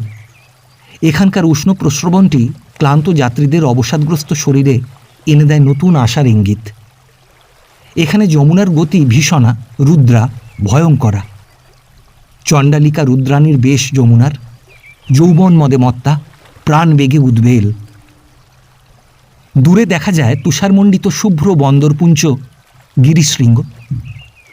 যমুনোত্রীর আর মাত্র 4 মাইল বাকি। সব কিছুই যেন অবিশ্বাস্য মনে হলো। কিছুতেই বিশ্বাস করতে পারছি না যমুনোত্রী এত কাছে, এই অধমের থেকে আর মাত্র 4 মাইল দূরে। এই সমাহিত অবস্থায় কিন্তু গর্ব করে বলবার কিছু নেই। অমন পরিবেশে বৈষয়িক বুদ্ধিটুকু অটুট রাখাই হয়তো চারিত্রিক দৃঢ়তার পরিজ্ঞাপক হতো। কিন্তু সেই দৃঢ়তা এই মরজীবনে কোথায়? যমুনার তীর ঘেঁষে চলে গেছে পায়ে হাঁটা পথরেখা। সম্পূর্ণ বিমুগ্ধাবস্থায় পথ চলছি। তবে এই মরজীবনে অমন ভাববিমুগ্ধ বিলাসিতার অবকাশও সামান্য। অকস্মাৎ দেখি চোখের প্রসারিত দৃষ্টি প্রতিরুদ্ধ করে দাঁড়িয়ে আছে যুগ যুগ ধরে অনাদি অনন্তকালের সাক্ষী প্রাগৈতিহাসিক এক বিরাট প্রস্তর প্রাচীর, অলঙ্ঘনীয় দুরারোহ চড়াই। সারা দেহ কেঁপে উঠল দারুণ হতাশায়, দারুণতর বিতৃষ্ণায়। খুশির ফানুস এক নিমেষেই চুপসে এতটুকু হয়ে গেল। সমস্ত শক্তি এক লহমায় নিঃশেষিত হয়ে গেল। আর শক্তি নেই, আর সাহস নেই, বুকে বল নেই, কিছু নেই। দারুণ হতাশায় রুক্ষ পথের শুকনো পাতার উপর বসে পড়লাম। হাত থেকে দূরে ছিটকে পড়ল লাঠিটা। এত ধৈর্য, এত অর্থব্যয় সবই বুঝি ব্যর্থ হলো। এরপর হতাশার বোঝা বয়ে বেড়াবো চিরকাল। নিছক পণ্ডশ্রম, একমাত্র পুরস্কার হবে চূড়ান্ত ব্যর্থতা। অবশ পা দুটোকে দুহাত দিয়ে সজোরে পেষণ করি, প্রাণে সাহস সঞ্চয়ের প্রয়াস পাই। কিন্তু কোথায় সেই যৌবনের দম্ভ, বিজয়ীর অঙ্গীকার? পা কেটে রক্ত পড়ছে। রোজ সকাল 10টায় টুকটুক পদক্ষেপে অফিস যাবার অভ্যাস। নিজের পায়ের অবস্থা দেখে এরপর নিজেই আর হাসি সম্বরণ করতে পারলাম না। ইতিমধ্যে সবাই এগিয়ে গেছে। কীর্তিদত্ত, রামলাল, তিলাইয়া, সর্বতিয়া, অবিনাশবাবুর দল, বেনু, সবাই যে যার পথ ধরে এগিয়ে চলেছে। আমি তখনও হতোদ্যম হয়ে বসে আছি। সবাই উৎসাহ দিয়ে যায় আমাকে।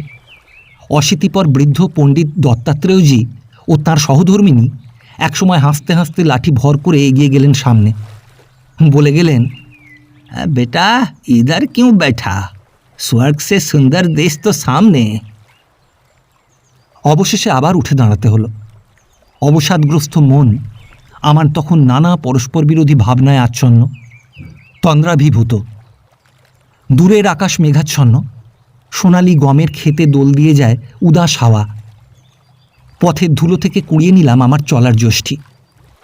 আবার মুখ তুলে তাকালাম ওই গিরিশ্রেণীর পানে। যেতেই তো হবে।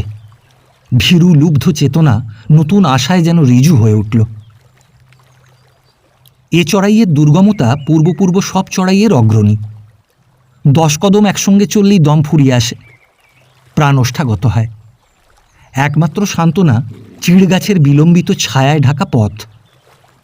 কিন্তু চড়াইয়ের দুর্গমতায় সত্যকারের এই সান্ত্বনাটুকুও একটা গ্রাম্য রসিকতা বলে মনে হয়।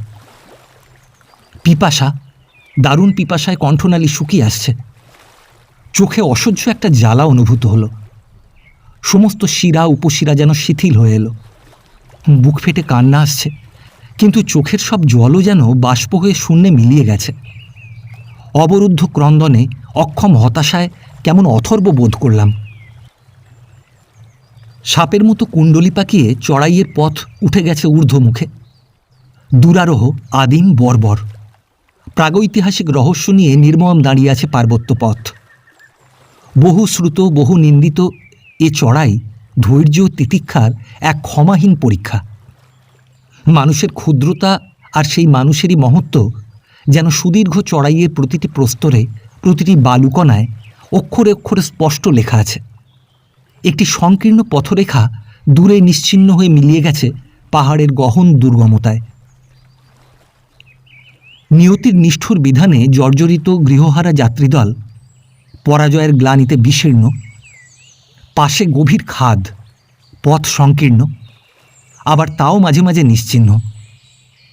একফালি কাঠের তক্তা পাতা, খাদের এপাশে আর ওপাশে। সংশয়াচ্ছন্ন নড়বড়ে একটা সেতুর অজুহাত যে কোনো মুহূর্তে মানুষের ইহলীলার পাঠ সাঙ্গ করে দিতে পারে অনায়াসে। আর বিধাতা ঠাকুরও বুঝি সেই চরম মুহূর্তের প্রতীক্ষায় নিয়ত নির্নিমেষ বসে আছেন। ধ্বনি দিতে দিতে বিপদসংকুল পথ পাড়ি দিয়ে চলেছে নামহারা অভিযাত্রী দল। দারুণ শীতেও কপল বেয়ে অজস্র ধারে ঘাম পড়ছে, হাত কাঁপছে, জিভ যেন একখণ্ড ব্লটিং পেপার। চিৎকার করে কাঁদতে ইচ্ছা হয়। চাই না কারো করুণা ঘন অকৃপণ আশীর্বাদ, চাই না যমুনত্রীর দর্শনের সৌভাগ্য। মুহূর্তের জন্য মনে হলো যে পুণ্যার্জনের সমস্ত পুঁজি যেন সম্পূর্ণ নিঃশেষ হয়ে গেছে। কিন্তু মানুষের সত্যকারের মূলধন কতটুকু সে সম্বন্ধে মানুষ নিজেই সম্ভবত সবচাইতে অজ্ঞ। পরাজয়ের গ্লানিতে যখন প্রতি মুহূর্তে হতাশায় নিমজ্জিত হচ্ছিলাম, তখনও কিন্তু আস্তে আস্তে পথ অতিক্রমণ ঠিক চলছিল। অতি সন্তর্পণে, অতি ধীর পদে এক পা করে অগ্রসর হওয়া। সামান্য একটু ভুল পদক্ষেপ, সামান্য পা ফসকানো মানে নিশ্চিত মৃত্যুর নির্মম আলিঙ্গন। মাঝে মাঝে দু একজন যাত্রীর সঙ্গে পথে দেখা হয়। কেউ বা কাঁদছেন হাউ হাউ করে, কেউ বা পথের মাঝখানেই পড়ে আছেন নির্জীবভাবে, কেউ বা কাটা পায়ের রক্ত মুছে ফেলছেন শুকনো পাতায়। সেই মানসিক অবস্থা, সেই আত্মগ্লানির কথা কখনো কাউকে বোঝানো যায় না। থামলে চলবে না, তাই চলেছি। বসে থাকলে মৃত্যু, তাই চলেছি। অসতর্ক হলে বিপদ অনিবার্য, তাই সতর্কভাবে পদক্ষেপ করছি। ধীরে ধীরে প্রতি মুহূর্তে নিজেকে সম্পূর্ণ পরাজিত জেনেও কখন যেন জয় পরাজয়ের গণ্ডির বাইরে চলে এসেছি। এমনি করে মাইল তিনেক পথ অতিক্রম করে যে কখন পাহাড়ের শীর্ষদেশে পৌঁছে গেছি নিজেই বুঝতে পারিনি। আকাশের গায়ে রামধনুর সপ্তরঙের বর্ণচ্ছটা, ভৈরনাথের জীর্ণ প্রাচীন নিরাভরণ মন্দির, কৃচ্ছ সাধনের শেষ স্তর, দারুণ পথশ্রমের শেষে এখন সবাইয়ের চোখে জল, সবাইয়ের চোখেই আবার আনন্দের স্ফুলিঙ্গ। আবার সব সহযাত্রীর দেখা পেলাম ভৈরনাথের মন্দির প্রাঙ্গণে। বিগ্রহ দর্শন করলাম। মনটাকে দারুণ পথকষ্টের জ্বালা ভুলিয়ে রাখার প্রয়াসে ভগবানের নামোচ্চারণ করতে লাগলাম ক্ষণে ক্ষণে, বারবার। জীব রইল ব্যস্ত, কিন্তু মন রইল শূন্য। পা অবশ হয়ে আসছে, দেহ ক্লান্ত। সম্পূর্ণ নির্জীব হয়ে বসে রইলাম মন্দিরের চত্বরে। এক লজ্জাহীন অশ্লীল অবসাদে চেতনা তখন নির্জীব। চোখ তুলে তাকালাম। আবার যে যার পোঁটলা পুঁটলি বেঁধে ছেদে কাঁধে ফেলে পথে নেমে গেছে। পিঁপড়ে সার চলেছে মধুর সন্ধানে আঁকামাকা তুলির টানে লেখা অশ্বর পার্বত্য পথে। শ্বাসরোধকারী ভৈরব ঘাটির চড়াই রইল পেছনে। ততক্ষণে যেন পৃথিবীর সেই রুক্ষতা, সেই নির্দয়তার কথা সব আবছা হয়ে গেছে। আমিও যেন মিলিয়ে গেছি মহাশূন্যে। সমস্ত জগৎ অদৃশ্য, এক গভীর অন্তঃসমুদ্র মন্থনে নিবিষ্ট। কি উঠেছিল সে মন্থনে জানি না। প্রশ্নের জবাব মেলে না, তবু পথ অতিক্রম করি। এমনি সময় পাহাড়ের একটা বাঁক ঘুরতেই চোখের সামনে দেখা দিল শত কুবেরের ধনভাণ্ডার। ঘন গভীর বিষাক্ত মেঘের আবরণ ভেদ করে জ্বলে উঠল লক্ষ প্রদীপের দীপাবলি। অন্ধকার অমানিসা মুহূর্ত মধ্যে রাহুমুক্ত হল। জেগেছে মঙ্গলধ্বনি, বেজেছে সানাইয়ের সুর, পুরবিতে মহাকালের আরতি। পূর্ণতার পদরেণু ছড়ানো মাটির বুকে প্রভঞ্জনোন্মত্ত পৃথ্বীতে আবার জ্বলে উঠল শত শত মণিমাণিক্যের আলোক বিদ্যুৎ ছটা। দূরে দেখা যায় যমুনোত্রীর হিমবাহ, তুষার শুভ্র অনন্ত হিমমণ্ডল। আর দেখা যায় তুষারের বক্ষ ভেদ করে নেমে আসছে পৃথিবীর কোলে ক্ষীণ এক রূপালী রেখা, অনন্ত অচ্ছদ জলধারা, যমুনা। চিরনিহার, চিরনিদ্রিত, চির সৌন্দর্যময় পৃথিবীর সে রূপ এক পরম রমণীয় প্রাকৃতিক বিস্ময়। এক অন্তহীন ছন্দময় সুরের পরশে ঘুমিয়ে আছে দিগন্ত প্রসারিত রহস্যময় এক জাদুকরের দেশে। মায়াকাঠির পরশে রূপার পালঙ্কে অনন্যা রূপবতী কলিন্দ কন্যা সূর্যজা। উদ্ভ্রান্ত পথিক আমি, শুধু পরাণ ভরে দেখি প্রকৃতির এই রূপ। পেছনে ফেলে আসা দুঃখের ইতিহাস আবার যেন বিস্মৃতির কোলেও বিলুপ্ত হয়ে গেছে চিরদিনের জন্য। কান পেতে শুনলাম পাখির কুজন, বনমর্মর, ঝর্ণার গান আর প্রাণের স্পন্দন। সত্তা যেন সব ভুলে গেল, ভুলে গেল নির্বীর্য মনের কাতর আর্তনাদ, ভুলে গেল মনের সব অনুশোচনা। সে অবস্থায় চোখের জল মানায় না, সেটুকু মুছে ফেলতে হলো। আবার এ পাথর ডিঙিয়ে ও পাথর এড়িয়ে উঁচু নিচু উতরাই পথ বেয়ে তরতর করে নেমে এলাম আরও মাইলখানেক। অন্ধকার নেমে এসেছে পথে। আকাশে নিহারিকা পুঞ্জের কুজ্ঝটিকার শোভাযাত্রা আর লক্ষ তারার ভিড়। ছোট ছোট মেঘের হালকা ভেলা যেন চলেছে ভেসে অগাধ নীল আকাশে পাড়ি দিয়ে। দূরে দেখা গেল জোনাকির আলোর মতো যমুনোত্রী চটির প্রদীপমালা মিটমিট করে জ্বলছে। অবশেষে যমুনোত্রী, আশ্রয় কালিকম্বলীর ধর্মশালা। কি ভীষণ শীত, কি সাংঘাতিক হিমেল হাওয়া। হাত পা সব যেন অবশ হয়ে আসছে, রক্ত জমে আসছে উলঙ্গ শীতের আলিঙ্গনে। ঘরের কোণে দাউ দাউ করে আগুন জ্বালানো হলো। সবাই জড়ো হলাম আগুনের পাশে। বুড়িদের আহাউহু থেমে গেছে অনেকক্ষণ। সবাই 3-4টে কম্বল জড়িয়ে বিছানায় শুয়ে ইষ্টনাম জপ করছেন। কিন্তু রামলাল ঠিক লেগে গেছে তার কাজে। উনুন ধরানো সারা, চাল ডাল ধোয়া শেষ, এক মনে নিবিষ্ট চিত্তে আলু কাটছে রামলাল। আনন্দে আপন মনে আবার গানও ধরেছে। আজ নাকি রামলাল আমাদের একটা নতুন ধরনের ব্যঞ্জন রেঁধে পরিবেশন করবে। সে অনন্য খাদ্যের কথা চিন্তা করেই সম্ভবত বেনু ঘুমিয়ে পড়েছে। কীর্তিদত্ত চিন্তাকুল, আমি ভাবাবেগে সমাহিত, আর রামলাল আপন আনন্দে আত্মহারা। ধর্মশালার আলো নিভে গেছে। খাওয়া দাওয়ার পাটও সাঙ্গ হয়েছে। সবাই প্রায় নিদ্রামগ্ন। বাইরে তখন চলেছে তুষার বৃষ্টি। আকাশ থেকে ঝরে পড়ছে অজস্র ধারে তুষার চূর্ণি, যেন ওপর থেকে পেঁজা তুলোর ডালাটাকে উপর করে ঢেলে দিয়েছে পৃথিবীর বুকে। জীবনে এক নতুন অভিজ্ঞতা, ভুবনকে নতুন করে দেখা নতুন চোখ দিয়ে। শীতে কাঁপছি থরথর করে। গরম কোট, গরম ট্রাউজার্স, গরম জামা, গরম কম্বলেও শীত মানছে না। বাইরে বারান্দায় আগুন জেলে ছোট্ট কলকেতে একফালি ন্যাকড়া জড়িয়ে হাতের তালুতে চেপে বিনয়ন ঊর্ধ্বে তুলেছেন গঞ্জিকা সেবী। নানা হাত ঘুরছে গঞ্জিকার কলকেটি একের পর এক। সে পরম রমণীয় ধোঁয়া নিষ্ক্রমণে আনন্দ নেই, তাই রক্তচক্ষু করে সেই পরম ধূম্রজালকে অতি সযত্নে কণ্ঠনালী দিয়ে অন্দরমহলে ঢুকিয়ে দিয়ে গুম হয়ে বসে রইলেন তুষ্ণীম্ভূত নির্বিকার বায়ুভুকের দল। প্রায় সবাই গাড়োয়ালি কুলি, 2-1জন যাত্রীও জুটেছেন এই মহামিলনের চত্বরে। কি অগাধ প্রশান্তি! ভ্রুতে কুঞ্চন নেই, কপাল বলিরেখা মুক্ত। সম্পূর্ণ অবয়বে এক গভীর সমাধির নিবিষ্টতা। বাইরে তখন শীত আরও জাঁকিয়ে বসেছে। গভীর অন্ধকার রাত্রি। মৃদু মৃদু তুষারপাতের শব্দ কানে আসছে। মাঝে মাঝে দমকা হাওয়ায় চোখে মুখেও তার ছাট এসে লাগছে। কিন্তু পশমি বস্ত্রের নিবিড় আলিঙ্গনে সুন্দর উপভোগ্য উষ্ণতা। এমন শীতবিলাসের সুযোগ এর আগে জীবনে বড় একটা ঘটেনি। চটির অভ্যন্তরে উষ্ণতর শয্যার কথা চিন্তা করেও বাইরেই দাঁড়িয়ে রইলাম। কাশীর অবিনাশবাবু তখনও জেগে, ভোট কম্বলে সারা দেহ ঢাকা। বাঁদুরে টুপির আড়ালে সারাটি মুখমণ্ডল প্রায় ঢেকে শুধু চোখ দুটো আর মুখটাকে খোলা রেখেছেন, তাও নিতান্ত অনিচ্ছা সত্ত্বেও, শুধু কলকেতে ফুঁ দেবার জন্য। গয়ার তামাকের দরবারি গন্ধের আমেজে মৌ মৌ করে উঠেছে সারাটা ধর্মশালার পরিবেশ। আপন মনে তামাক টানছেন শ্যান্নাল মশাই। বুড়ি ঘুমোলো, পাড়া জুড়োলো, তাই অবিনাশবাবুও নিশ্চিন্ত মনে গুনগুন করে গান ধরেছেন, দিবনা দিবনা গোষ্ঠে বিদায় আমার নীলমণি ধনে। বারান্দার একটা কাঠের খুঁটি ধরে দাঁড়িয়েছিলাম একা। গাছপালা, পথঘাট সব কিছু বরফে ঢেকে গেছে। সান্নিধ্য সত্ত্বেও সব কিছু যেন কেমন দূরের হয়ে গেছে। সব কিছু নাগালের মধ্যে থাকলেও সব কিছুই যেন আয়ত্তের বাইরে। প্রাণচঞ্চল ধর্মশালার মাঝখানেই দাঁড়িয়েছিলাম, কিন্তু অমন নিঃসঙ্গতা আগে কখনো এমন করে অনুভব করিনি।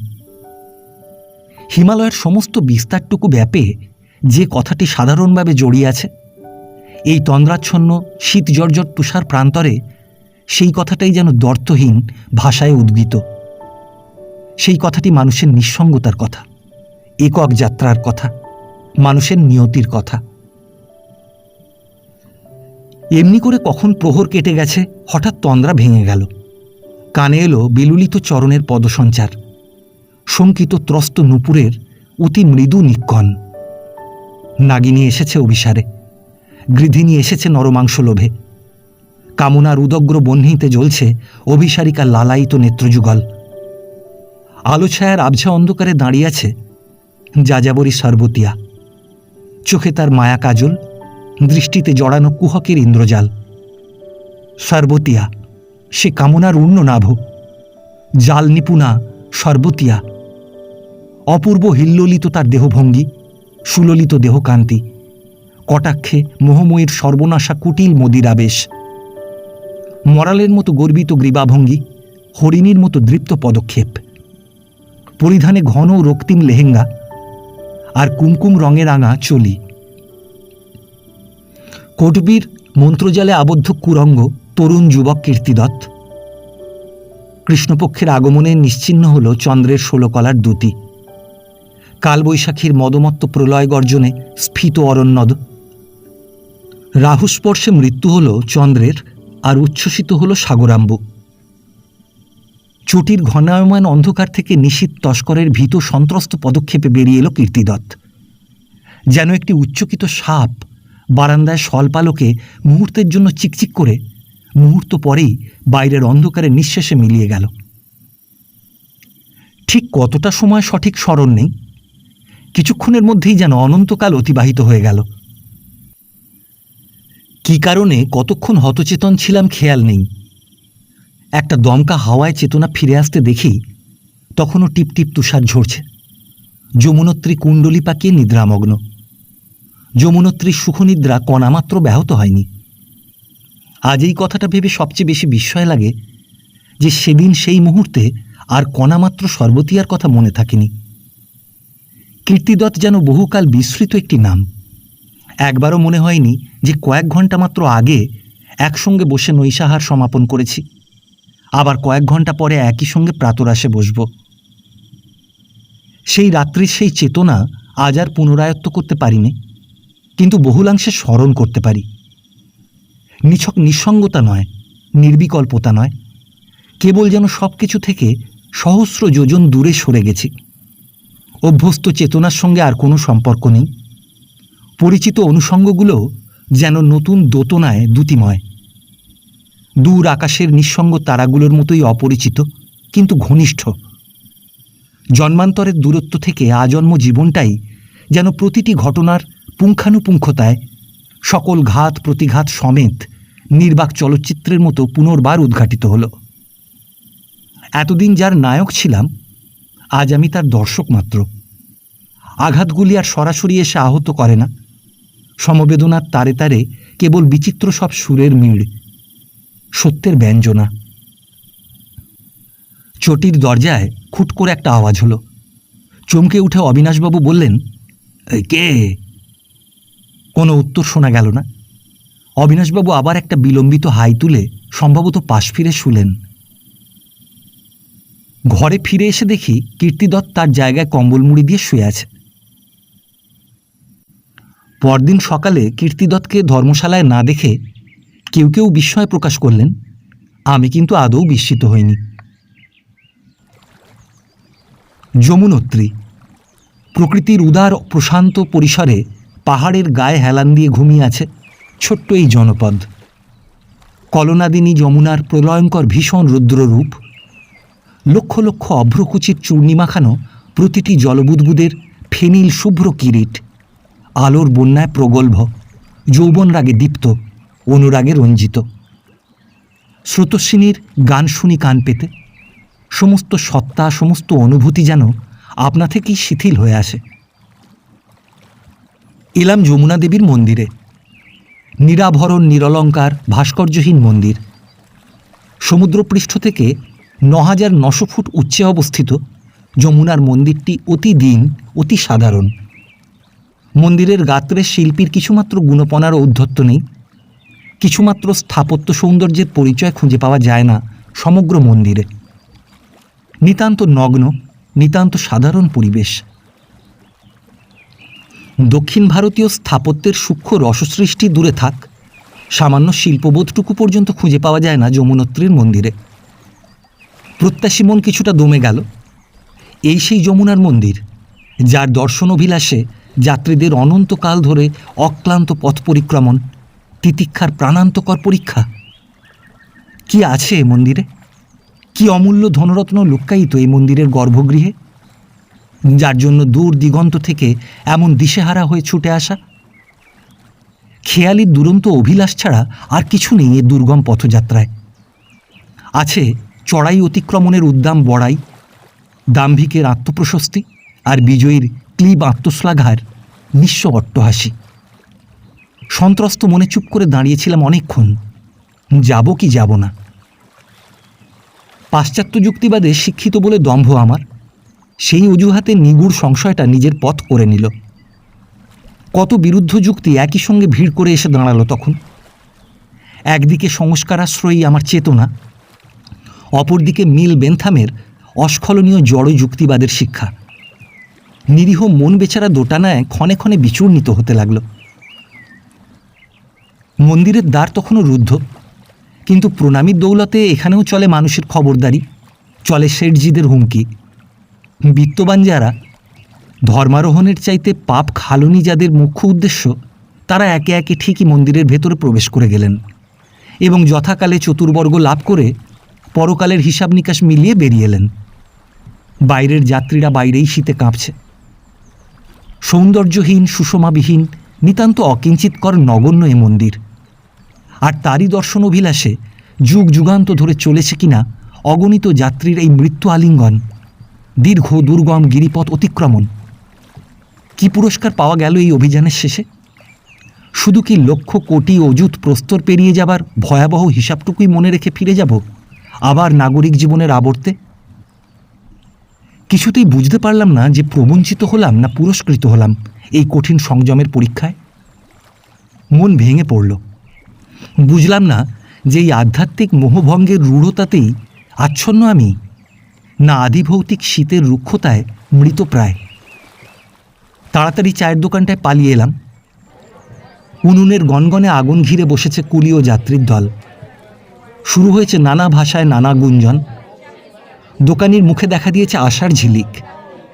একসঙ্গে এত যাত্রী, একে চা, ওকে দুধ, একে পাকোড়া, ওকে আলুর ঘুগনি, নানা পণ্যের ঝাঁপি খুলে বসেছেন দোকানি ভাই। আশেপাশের দোকানগুলিরও ঝাঁপ খোলা হয়েছে। কুলিদের বরফ পরিষ্কার করাও প্রায় সমাধা হয়ে এলো। নতুন যাত্রী দল আসছেন, পুরনোরা ঘরে ফিরে চলেছেন। সবার দেহই ক্লান্ত, মন পরিশ্রান্ত। হাঁটুতে ব্যথা, কোমরে অসহ্য যন্ত্রণা, পা ফোলা, পায়ে ঘা, তাতে মাছির ভ্যানভ্যানানি। তবুও যমনত্রীর কোলে এসে জেগেছে ম্লান মুখে উজ্জ্বল হাসির ছটা। ক্লান্ত দেহে এসেছে দীপ্ত জীবনের হিল্লোল, জেগেছে বিজয়ীর গর্বোন্নত বক্ষস্ফীতি। নতুন দলটিকে দেখে খুব হাসি পেল আমার মতোই প্রবঞ্চিত, আমার মতোই প্রতারিত। একদা ছিল না জুতা চরণ যুগলে কবিতাটি বহুকাল পরে মনে পড়ে গেল। অপরের পদহীনতার ব্যথায় মনটা সত্যিই খুশির আমেজে চঞ্চন করে উঠল। সবাইকে ঠেলে ঠুলে আগুনের পাশে জায়গা করে নিলাম সযত্নে। গরম চায়ের আদেশ দিয়ে দ্বিতীয়বার আরাম করে বসা গেল। আহ, মনের উত্তাপ কমল, দেহের উষ্ণতা বৃদ্ধি পেল। হায় রে, মানুষের যত সৃষ্টি ছাড়া একগুঁয়েমি, শুধু আত্মশ্লাঘা, শুধু আত্মবঞ্চনা, আর শুধু মূঢ় বিশ্বাসে আলেয়ার পিছে পিছে ছুটে মরা। কোথায় যোগ্য পুরস্কার, কোথায় যোগ্য অভিনন্দন? বাইরের আকাশ বাতাস শীতে হিহি করে কাঁপছে। পাহাড়গুলো বরফের আস্তরণে নিথর, নিশ্চল। বৃষ্টির জল জমেছে পথের পাশে, তাতে বরফের অচ্ছদ হালকা আস্তরণ। ঠান্ডা হিমেল হাওয়ায় জমে যাওয়ার উপক্রম। গরম কম্বল থেকে শুরু করে পুলওভার, অলস্টার, গরম টুপিটা পর্যন্ত চড়িয়ে দিব্যি ধারিওয়াল উল কোম্পানির মেষ শাবকটির মতো কৃত্রিম উষ্ণতা উপভোগ করছিলাম গরম চা নামক তপ্ত পানীয়ের স্বাদ গ্রহণ করতে করতে।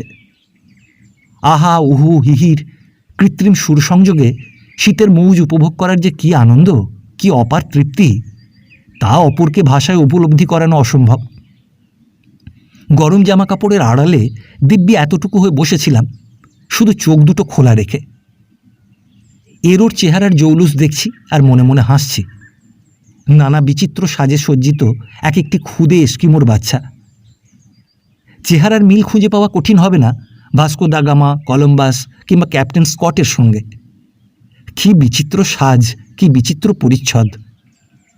তাসখন্দের যোদ্ধা কিংবা সমরখন্দের সওদাগর, আরব বেদুইন কিংবা বেলুচি দস্যু, এরা কি আমাদের চেয়েও বিচিত্র সজ্জায় সজ্জিত? তাই ভাবি আর হাসি। বেশ লাগছিল গরম গরম চা আর নানা রং বেরঙের বিচিত্র পোশাকে সজ্জিত মানুষগুলোকে। খুশির মৌজে আরও এক ভাঁড় চায়ের আদেশ দিয়ে দিলাম।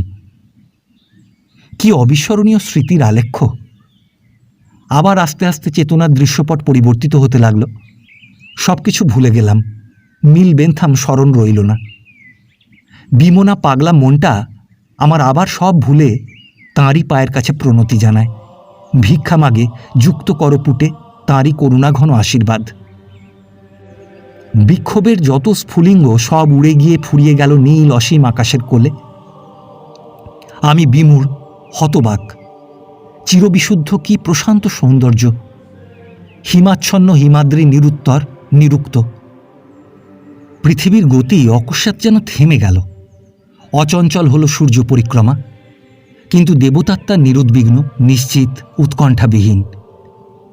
আমার সমস্ত অন্তরাত্মা আর্তনাদ করে উঠল, ধিক্কার দিয়ে উঠল আমার পাশ্চাত্য গর্বিত অবোধ মনকে।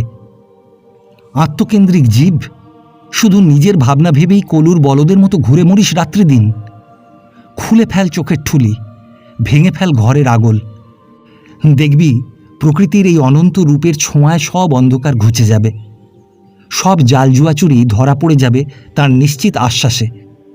সব জিজ্ঞাসা, সব অবিশ্বাসের সমাধান মিলবে এই হিমালয়েরই দুর্গমতায়। সে আসে নিহারিকার কক্ষপথ বেয়ে, দুর্গম পাহাড়ের কোলে পদচিহ্ন এঁকে এঁকে। সে আসবে সত্তার অন্ধকার অচলায়তনের আঙিনায় দীপাবলির আলো জ্বালাতে। আকাশে নবীন সূর্য নতুন করসম্পাতে দিক উদ্ভাসিত, মেঘমুক্ত আকাশ। আনমনে পথ চলতে চলতে আবার এসে দাঁড়ালাম যমুনোত্রীর মন্দিরে। আমার ছেঁড়া জপের মালার রুদ্রাক্ষ আবার একে একে সযত্নে তুলে নিলাম পথের ধুলো থেকে। আবার নতুন করে গেঁথে নিলাম আমার ধ্যানের মালা। সত্যং জ্ঞানমনন্তং ব্রহ্ম। নিরাভরণ মন্দির এ রূপেই যেন মানিয়েছে ভালো, দেখায় ভালো। এ মহান পরিবেশে এই তো আসল তাপসী রূপ, শান্ত, সুন্দর, সত্যের প্রতিচ্ছবি। প্রদীপের শিখায় অন্ধকার গর্ভগৃহে সামান্য একটু আলোর প্রকাশ। চোখে পড়ল গঙ্গা যমুনার মূর্তি। প্রণামীর থালাটাকে আলোয় সম্পূর্ণ প্রকাশমান রেখে পূজারীজি নিজেকে রেখেছেন অন্ধকারে। স্পষ্ট গাড়োয়ালি উচ্চারণ করে একই বিকৃত সংস্কৃত মন্ত্র পড়াচ্ছিলেন বারবার ভক্তজনে। ধৈর্যশীল নিষ্ঠাবান পূজারী। আর পিতলের থালাটায় টুংটাং করে বেজে চলে অবিরাম রৌপ্য মুদ্রার ছন্দিত সুরনিক্ষণ। অন্ধকার কোণটায় দাঁড়িয়েছিলাম অনেকক্ষণ। ফিসফিস আওয়াজ, গম্ভীর স্তব স্তুতি, মন্ত্রোচ্চারণ সব কিছুই শুনছিলাম কান পেতে। দারুণ উত্তেজনায় আমার মন, আমার দেহ সব কিছু যেন কাঁপছিল থরথর করে। যমুনার উদ্দেশ্যে শ্রদ্ধা জানাই, প্রণাম জানাই ভক্তির অঞ্জলিতে। সত্তার অন্তঃপুর থেকে অনুচ্চারিত প্রার্থনায় গমগম করে ওঠে সমগ্র চেতনাটুকু। আমাকে তুমি পবিত্র করো, পাবয় মাম, পাবয় মাম, পাবয় মাম। তোমার অরুণিত চরণ সরোজে শোভিত স্বর্ণ নূপুর, তোমার চলার ছন্দ ধিমি ধিমি ধিমি সুর ঝঙ্কার জনগণ চিত্তমোহিনী। তোমার পদপঙ্কজ আশ্রিত জনগণের সর্বতাপ হারিনি তুমি। তুমিই প্রধানা। আমার মনের সব ভয় ভাবনা সংকট তুমি দূর করো মাগো, আমাকে পবিত্র করো। আজকের নাগরিক জীবনে সেদিনের সেই আত্মনিবেদন সম্পূর্ণ আয়ত্তাতীত হয়ে গেছে। তবে একটি আশ্বাস অম্লান আছে যে আজকে আবারও তা সম্ভব। যমুনোত্রীর মন্দিরের পাশেই বিখ্যাত তপ্তকুণ্ড, আর ওপাশে প্রাচীন একটি গুহা। তপ্তকুণ্ডটি যাত্রীদের ক্লান্তি অপনোদন করে, মন অপূর্ব আনন্দে ভরিয়ে তোলে। চাল, ডাল, আটা, এমনকি আলুও কাপড়ের পুঁটুলি করে তপ্তকুণ্ডের জলে ছুঁড়ে দিলে কিছুক্ষণ পরেই চমৎকার সেদ্ধ অবস্থায় ফেরত পাওয়া যায়। এখানকার তপ্তকুণ্ডের ভেলকিবাজি ভানুমতির খেলকেও হার মানায়। সন্ধ্যার বহু পূর্ব থেকেই শুরু হয়েছে অশ্রান্ত বর্ষণ। বৃষ্টি, বৃষ্টি, বৃষ্টি, কেবল বৃষ্টি চলেছে অবিরাম অক্লান্ত ধারায়। ধর্মশালার ছোট্ট ঘরখানাতেই আবদ্ধ ছিলাম সেদিন, অন্য কোনো উপায়ও ছিল না। শুয়ে শুয়ে ভাবছিলাম কত শত অসংলগ্ন কথা, আর শুনছিলাম বৃষ্টিধারার রিমিঝিমিঝিমি সুরের ঝঙ্কার। কীর্তিদত্ত চলে গেছে, চিরকালের জন্য আমাদের সঙ্গ পরিত্যাগ করে সে চলে গেছে, আর আসবে না। ভাইয়াজি বলে আর কোনোদিন আমাকে সে ডাকবে না। বড় একা একা লাগছে। সন্ধ্যার শেষে এলো রাত্রি, এলো অন্ধকার। আগামীকাল ভোর হতে না হতেই আবার শুরু হবে আমাদের পথ চলা, এবার ভাটার টানে। পাণ্ডার কাছ থেকে তীর্থের সুফল চেয়ে নিয়েছি। আশা আশা আশা হয়ে গেল যমুনোত্রী আশা। প্রথম অঙ্কের পূর্ণচ্ছেদ। কত চড়াই ভেঙে, কত উতরাই ডিঙিয়ে, কত বন্ধুর পথ পেরিয়ে, কত না আশার আনন্দে যমুনোত্রী আশা। কিন্তু দুদিন পরেই আবার ফিরে যেতে হয়। একটি মহাতীর্থ পরিক্রমণ শেষ হয়ে যায় অকস্মাৎ। এবার ফেরার পালা। ভোরের আলো তখনও জাগেনি আকাশে। ঘুম ভেঙে গেল। ভীষণ শীতে জড়সড় সবাই হিহি করে কাঁপছে। এমন সময় রামলাল হাতের সামনে এনে দিল এক গ্লাস গরম চা। কি আরাম! বেঁচে থাক বাবা রামলাল, দীর্ঘজীবী হয়ে। একটু প্রশংসা পেলেই রামলাল সব ভুলে যায়। হাসি মুখে আবার এক এক ভাঁড় চা ও গরম পরোটা দিয়ে গেল চোখের সামনে। তপ্ত পরোটা, এ যে অবিশ্বাস্য যোগাযোগ। গরম পরোটা পেল কোথায় হতভাগাটা? আলু খাওয়া জিভে একদিন পরে পরোটা সইলে হয়। তড়াক করে বিছানায় উঠে বসলেন বন্ধুবর। আমি বিস্ফারিত মুগ্ধ নয়নে, লালায়িত রসনায় শুধু দেখছি পরোটার স্বর্ণকান্তি রূপের বৈভব। চোখ জুড়িয়ে গেল। রামলালকে আর পায়কে অনর্গল আপন ভাষায় বকে গেল খানিকটা। পরিমার্জন শেষে বোঝা গেল সারমর্ম। জানতাম অনেক কিছুই, কিন্তু অবস্থার বিপাকে পড়ে আর অস্থানে এসে সবই ভুলতে বসেছি। আমরা নেমে এলাম পথে। পথঘাট তখনও ঘন কুয়াশায় আচ্ছন্ন। আমরা ছিলাম 4, এখন 3। আমাদের আগে আরও 2-4 দল চলে গেছেন গাংনানির পথে। ঘন কুয়াশার অন্ধকারে তাঁদের দোদুল্যমান লণ্ঠনের আলো ইশারা জানায়। তাঁরা চলেছেন আমাদের আগে আগে। দারুণ শীতে ঠকঠক করে কাঁপছি। নাক দিয়ে মুখ দিয়ে ধোঁয়া বেরুচ্ছে হু হু করে। তবু পথ না হেঁটে উপায় ছিল না। আস্তে আস্তে কুয়াশার আস্তরণ সরে গেল। পূর্ব গগনে দেখা দিল নতুন আলোর ইঙ্গিত। তারপর আবার সেই ভাঙা ভৈরনাথের মন্দির। এবারে ভাটার টান, তাই চড়াই হয়েছে উতরাই, আর উতরাই চড়াই। শীতের আমেজে পথে কষ্ট হচ্ছে না, কিন্তু তাতে যে চলার গতি অনেক বেড়েছে তা নয়। সমস্ত অতীতটা যেন পিছন থেকে আকর্ষণ করছিল। পিছনে তাকাই, বন্দরপুঞ্ছের অভ্র আবির মাখানো গিরিশৃঙ্গ, যমুনার ওই অদৃশ্য ক্ষীণ রূপালী রেখার দিকে কিছুক্ষণ চেয়ে থাকি বিমুগ্ধাবস্থায়। ওই তো যমুনোত্রী। জীবনের শেষবারের মতো বারে বারে পিছন ফিরে তাকাই, দেখি, পরাণ ভরে দেখি। আর তো কোনোদিন দেখব না।